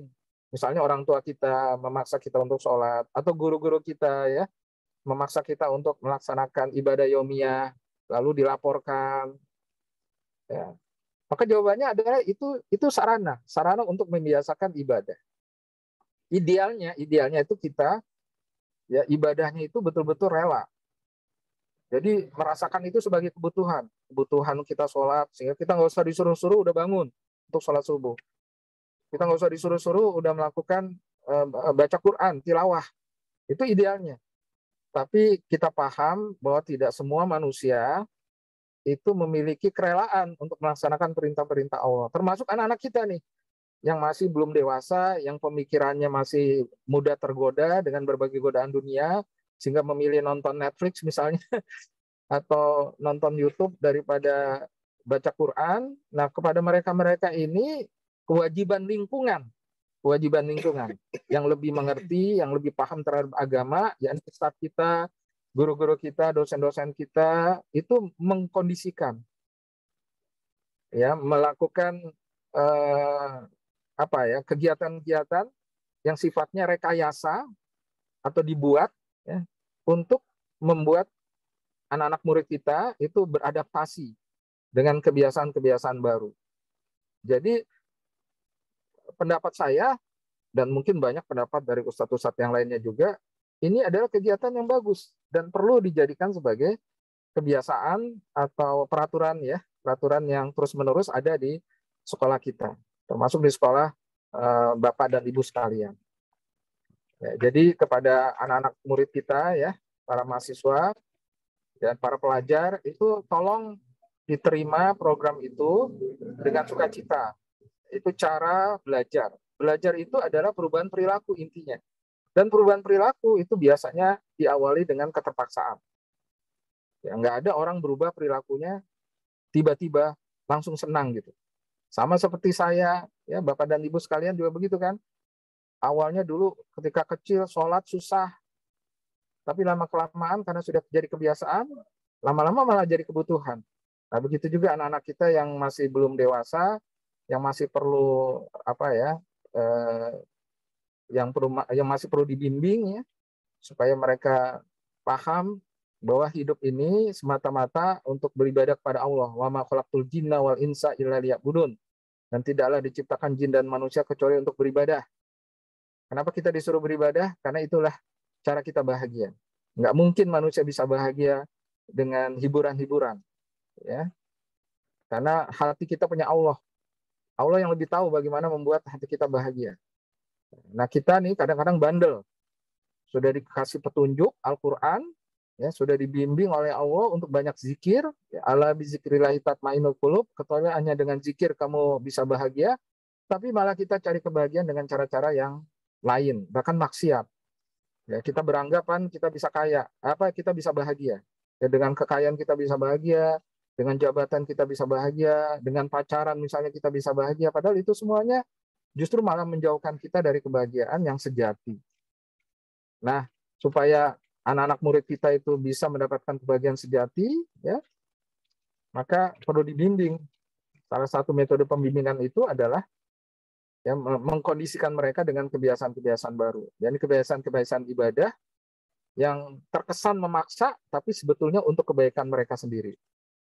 Karena saya misalnya sebagai orang tua atau sebagai ustadz misalnya atau sebagai murabi, ya, ketika memaksa itu kepada binaan-binaan saya, kepada murid-murid saya, kan kebaikannya untuk mereka. Saya nggak dapat apa-apa. Ya, kecuali pahala, ya. Tapi saya tidak mendapatkan imbalan duniawi dari apa yang saya biasakan kepada murid-murid saya atau kepada anak-anak saya. Ya. Nah, lebih baik lagi nih Ustadz Idrus, ya, atau Bapak dan Ibu guru yang lainnya, termasuk Ibu Maya yang bertanya, kalau bisa dikasih reward and punishment. Nanti sehabis Ramadan, mereka-mereka yang mengisi rapot, ya, atau lembaran-lembaran evaluasi ibadah yaumiyah itu yang nilainya bagus, yang melaksanakan dengan sungguh-sungguh, mencapai target, kasih reward. Gitu, ya. Siap. Rewardnya itu yang bisa menyenangkan mereka. Kasih gitu, ya, hadiah. Mudah-mudahan dengan itu, ya, anak-anak kita jadi bersemangat. Dan insya Allah reward itu penting, ya, dalam pendidikan. Rasulullah juga mengajarkan itu, memberikan reward kepada cucunya, ya, agar cucunya itu bersemangat untuk ibadah. Tapi kalau udah dewasa, kita nggak butuh reward lagi. Ya, Pak Idrus itu nggak perlu, ya, reward lagi. Rewardnya langsung dari Allah, ya, berupa pahala. Ya. Oke. Luar biasa ini jawabannya, Ustaz. Ini ada sebelum saya masuk ke pertanyaan, mungkin mahasiswa dan siswa untuk bisa mengisi absensi, ya, yang ada di kolom chat. Silakan nanti panitia bisa dikeluarkan lagi kolom chat itu ada absensinya. Silakan diisi agar kita bisa memantau siapa yang hadir pada hari ini. Dan insya Allah ini menjadi satu nilai, ya, untuk kita semua dan kebaikan untuk kita semua. Saya lanjut lagi, Ustadz. Ini pertanyaan lagi untuk yang kedua. Ini dari Pak Hendro Prasetyo, mahasiswa khusus Akbar Cevada, ingin bertanya tentang bayar hutang puasa, Ustadz. Boleh tidak kita ketika kita berniat puasa Senin Kamis, kita gabungkan atau sekaligus bayar hutang puasa Ramadan, Ustadz? Seperti itu. Ini fikih, Ustadz. Ya, terima kasih. Pertanyaannya langsung aja, ya, dijawab. Lupa. Jadi tentang kodok puasa itu sebagian ulama mengatakan bahwa puasa Senin Kamis yang sifatnya sunnah itu nggak bisa untuk menjadi kodok kita. Karena kodok itu kan hukumnya wajib. Puasa saum sunnah, ya, puasa Senin Kamis, al-yaumul bid, itu kan hukumnya sunnah. Jadi yang sunnah tidak bisa disatukan dengan yang wajib. Ya. Kecuali begini, teman-teman itu saum Senin Kemis sekaligus berniat saum Yaumul Bid. Itu boleh, dapat 2 pahala. Karena dua-duanya hukumnya sunnah. Tapi menyatukan yang wajib dalam ibadah sunnah itu sebaiknya tidak dilakukan. Karena beda, ya, karena beda bobotnya. Yang satu sunnah, sedang kodok itu adalah hukumnya wajib. Jadi kodok puasa Ramadan, ya, atau saum Ramadan itu sebaiknya diniatkan khusus, ya, untuk melakukan kodok. Itu kira pendapat saya, ya, berdasarkan berbagai buku-buku fikih yang pernah saya pelajari. Walaupun memang ada sebagian ulama mengatakan boleh saja, ya, saum sunnah sekaligus diniatkan untuk kodok puasa wajib. Tapi secara secara kias gitu, ya, itu nggak apple to apple kalau istilahnya. Ya. Yang wajib harusnya disandingkan dengan yang wajib. Yang sunnah disandingkan dengan yang sunnah. Oke, ini kayaknya banyak sekali pertanyaan-pertanyaan, Ustadz. Boleh, silakan Kira-kira dibaca. kita batasi saja mungkin, Ustadz, ya. Ya. Ada 3 pertanyaan lagi mungkin yang bisa kita tampung, ya. Nanti silakan yang mungkin jawab pertanyaan yang bagus akan kita bacakan seperti itu. Ini dari Tri Atmaja, Ustadz. Assalamualaikum, Ustadz. Oke, izin bertanya, bolehkah gosok gigi di siang hari saat puasa, Ustadz? Dan apakah muntah itu membatalkan puasa? Itu. Ini jawabannya jelas, ya, bahwa boleh sikat gigi, boleh kumur-kumur, boleh juga disuntik. Misalnya teman-teman ada yang belum vaksin, terutama vaksin booster, nanti di bulan Ramadan boleh. Insya Allah jawaban saya ini hak, ya, benar. Itu saja singkatnya. Tidak membatalkan, kecuali kalau kumur-kumurnya terus ada niat ditelan dikit gitu. Nah itu nggak boleh, itu batal puasanya, ya. Tapi kalau misalnya kita sikat gigi atau kumur-kumur karena merasa nggak enak, ya, mulut kita gitu, ya, atau merasa agak bau mulut kita, kemudian nggak sengaja tertelan, itu puasa kita tetap sah. Tapi kalau kita nakal gitu, ya, niat kita nakal, ditelan dikit lah gitu. Nah itu pasti batal. Karena Allah Maha tahu, ya, niat hambanya. Ya. Lebih ke makruh, ya, Ustadz, ya? Lebih kepada makruh. Tapi sah puasanya. Sah puasanya. Oke, ini ada lagi pertanyaan, Ustadz, dari Lili Aulia. Maaf, Ustadz, bertanya, bagaimana hukumnya seorang yang berpuasa tetapi dia tidak melakukan sholat dan hal-hal baik lainnya, apakah puasanya akan diterima atau tidak, Ustadz? Ini sering kejadian nih, ada yang dia puasa terus tapi untuk sholat dia nggak mau gitu, ya, yang tapi cuma puasa doang. Gimana, Ustadz? Oh ya, ini pertanyaan yang membuat saya jadi prihatin, ya. Ada orang nggak mau sholat atau sholatnya tidak 5 waktu, tapi rajin puasa, termasuk puasa Ramadan yang hukumnya wajib. Maka sebetulnya itu tidak sah, ya, karena sholat itu ibadah yang lebih utama daripada saum. Ya, as-sholatu imaduddin. Saum itu sholat itu adalah tiang agama.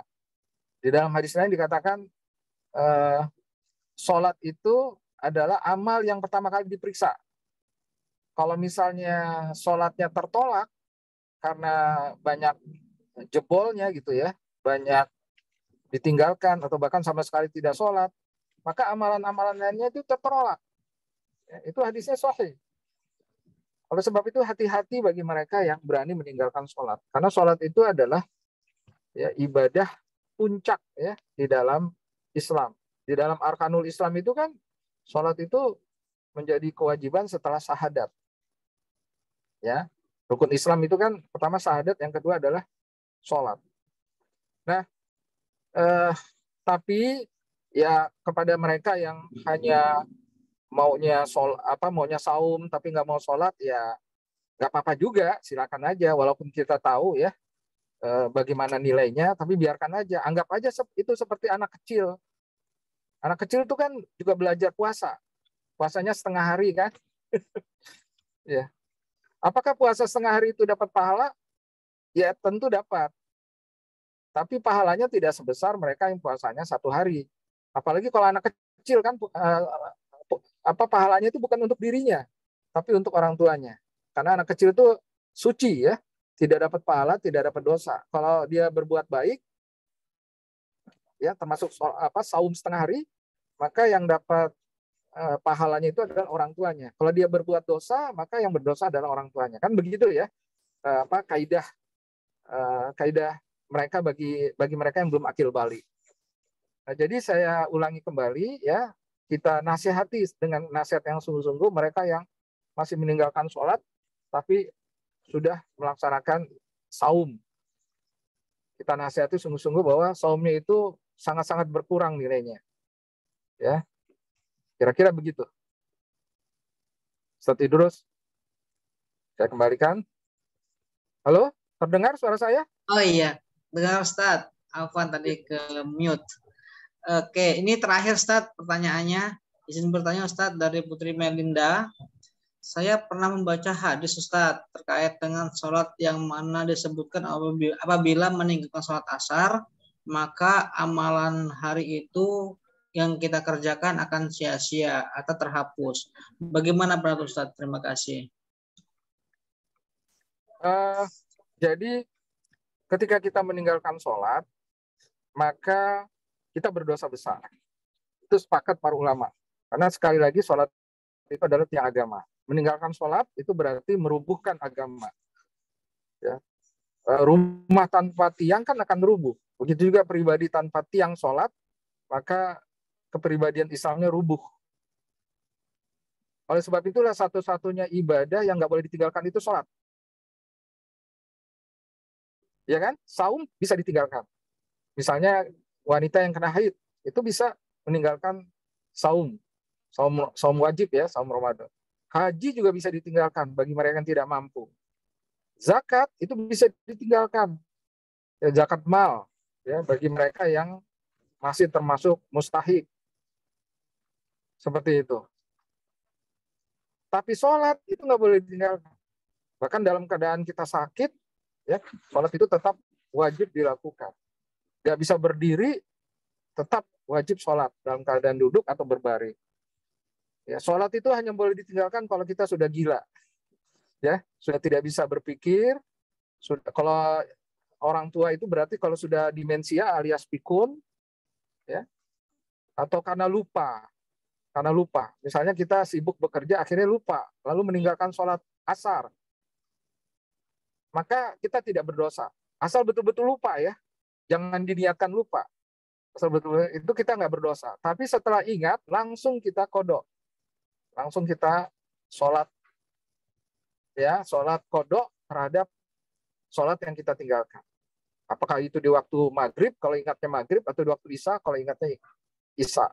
Jadi segera secepat mungkin mengqodho sholat apabila kita lupa. Atau karena kalau kita tertidur, ya teman-teman yang tertidur ya, sehingga kelewatan sholat asarnya, ya itu bisa diqodho ya di waktu secepatnya, seingat kita. Kalau kita udah ingat, langsung kita istighfar, lalu langsung kita mengganti sholat itu di waktu yang lain. Ini hukum sholat wajib ya, hukum sholat wajib kira-kira begitu. Ya, luar biasa Ustadz jawabannya terkait dengan sholat ya, terutama apalagi kita ini yang namanya sholat itu adalah tiang agama.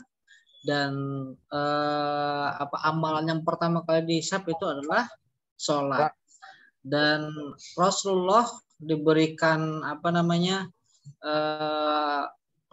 untuk sholat gitu ya, itu langsung dari Allah Subhanahu Wa Taala. Yang kemarin kita pernah lakukan ya, perayaannya itu Isra Mi'raj yang luar biasa.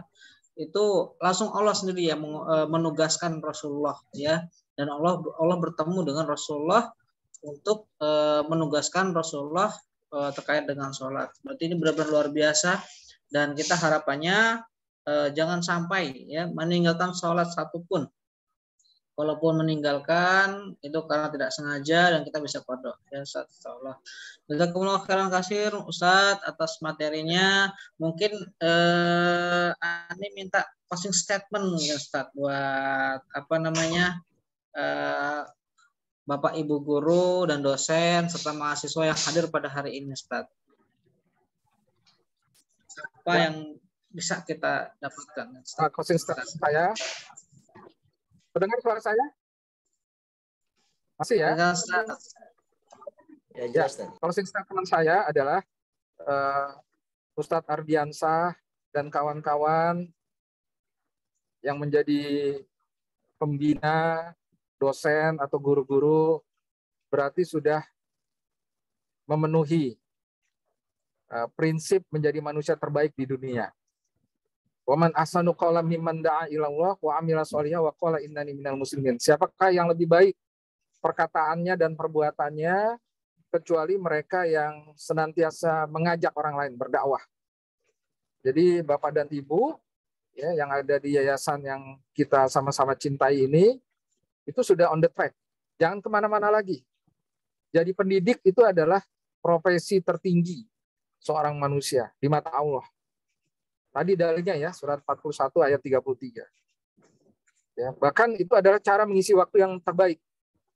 Ad-dunya mal'una ma fiha ila zikrul ta'ala wa mawala wa alima. Wa alima wa muta'alima. Ya. Dunia ini terkutuk semua yang ada di isinya, yang ada di dalamnya kata Nabi. Kecuali mereka yang zikir dalam pengertian yang luas dan mereka yang selalu belajar dan mengajar. Nah, ibu-ibu, bapak-bapak ya sebagai dosen, guru berada dalam posisi mengajar dan ini insya Allah ya cara mengisi waktu yang terbaik ya. Kalau kita keluar dari profesi mengajar atau menjadi dai maka kita akan tercela ya sebagaimana disebutkan dalam hadis Nabi tadi. Begitu juga para mahasiswa, para murid ya, para murid pelajar itu juga berada dalam kondisi terbaik karena adik-adikku, para mahasiswa dan pelajar ini berada dalam posisi belajar. Ya, posisi belajar itu adalah posisi yang mengeluarkan kita dari, ya, menurut hadis tadi, mengeluarkan kita dari kutukan Nabi. Ya. Kita menjadi orang yang mengisi waktu dengan yang sebaik-baiknya. Jadi sebaik-baiknya manusia adalah yang selalu menuntut ilmu dan selalu mengajarkan. Pertahankan kondisi itu sampai kapanpun. Walaupun nanti adik-adik sudah lulus kuliah, sudah lulus sekolah, teruslah jadi murid, ya. Teruslah untuk belajar, membina diri, dibimbing oleh dibimbing oleh guru-guru yang dan menguasai di bidangnya masing-masing. Khusus agama ya kita perlu belajar dari ustadz-ustadz kita yang baik lah, yang betul-betul motivasinya ya ikhlas semata-mata untuk mengajarkan Islam dan supaya kita menjadi orang yang bermanfaat bagi orang banyak. Dan insya Allah Ustadz Ardiansah nih dan Ustadz-Ustadz yang lainnya insya Allah ya adalah orang-orang yang bersih hatinya, yang betul-betul mengajar semata-mata mengharapkan ridho dari Allah Subhanahu Wa Taala. Itu saja yang bisa saya sampaikan. Mohon maaf ya Bapak dan Ibu, jika ada yang tidak berkenan. Wassalamualaikum warahmatullahi wabarakatuh. Waalaikumsalam warahmatullahi wabarakatuh. Ya, jazakallahu kasir pada Ustaz Satria Hadi Lubis yang telah menyampaikan materi sekaligus tanya jawab. Sebelum kita akhiri agenda kita pada hari ini, sebelumnya kita coba berdoa terlebih dahulu dan nanti dilanjutkan dengan foto bersama. Setelah itu kita akan bersama-sama menyambut bulan suci Ramadan ini dengan sebaik-baiknya dan mengisinya dengan ibadah yang sebaik-baiknya insya Allah. Dan setelah foto bersama kita minta tolong Ustadz untuk doa ya Ustadz ya. Siap. Oke, untuk agenda selanjutnya yaitu foto bersama terlebih dahulu. Nanti akan dipandu oleh Pak Lutfi. Kepada Pak Lutfi dipersilakan. Ya, silakan untuk seluruh audiens Bapak hadirin untuk menghidupkan kameranya ya. Baik, langsung saja ya kita ambil fotonya.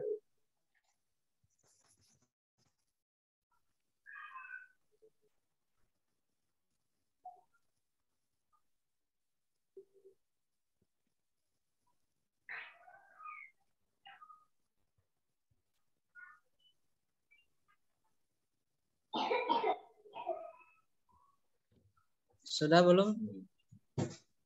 Kasih aba-aba Pak Lutfi. Bapak, Diberikan aba-aba satu Lutfi.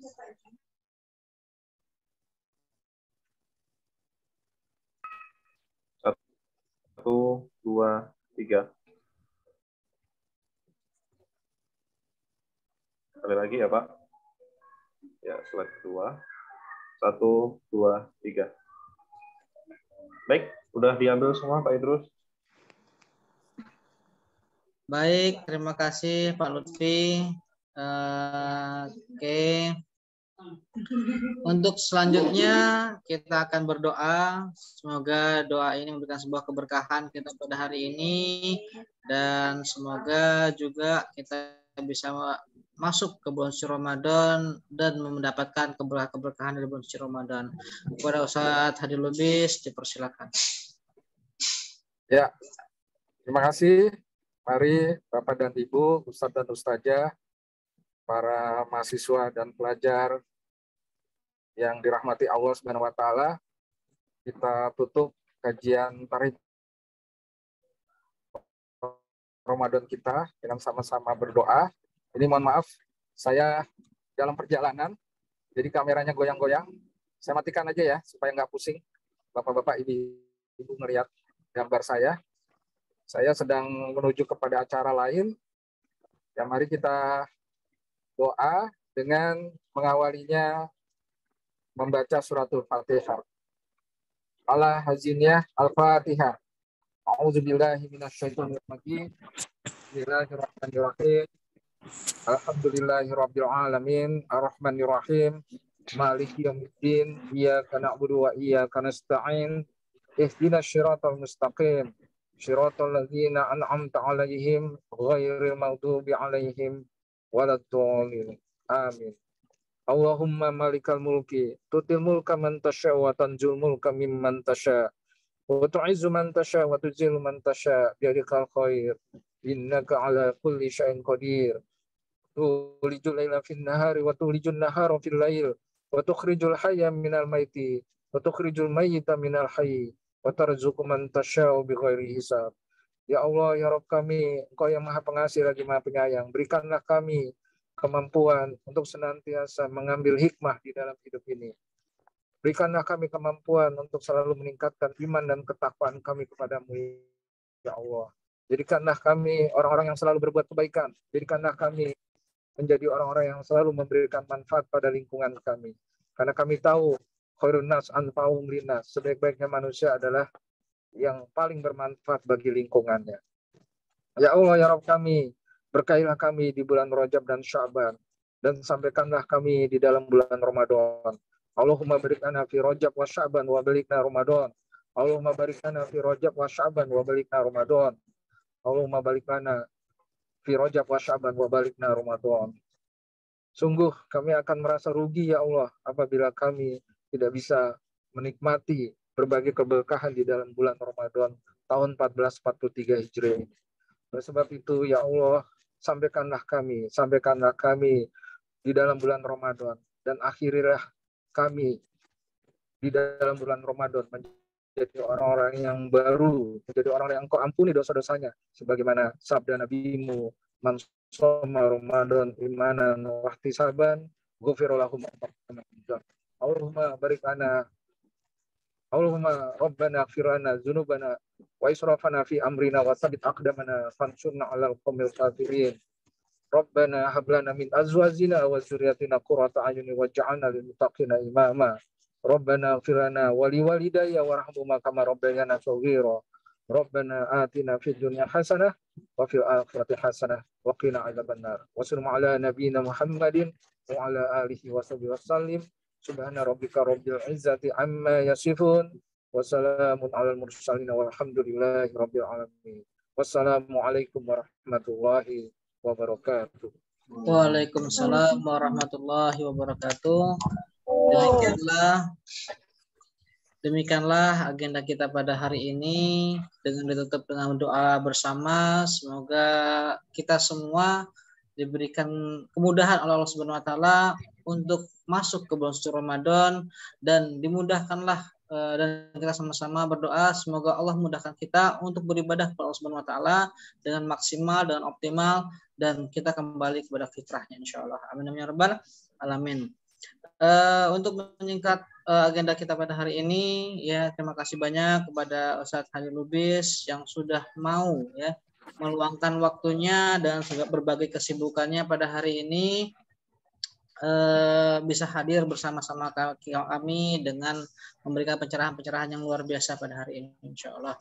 Dan semoga kita semua yang mendengarkan ingin diberikan keberkahan oleh Allah Subhanahu wa taala insyaallah. Amin ya rabbal alamin.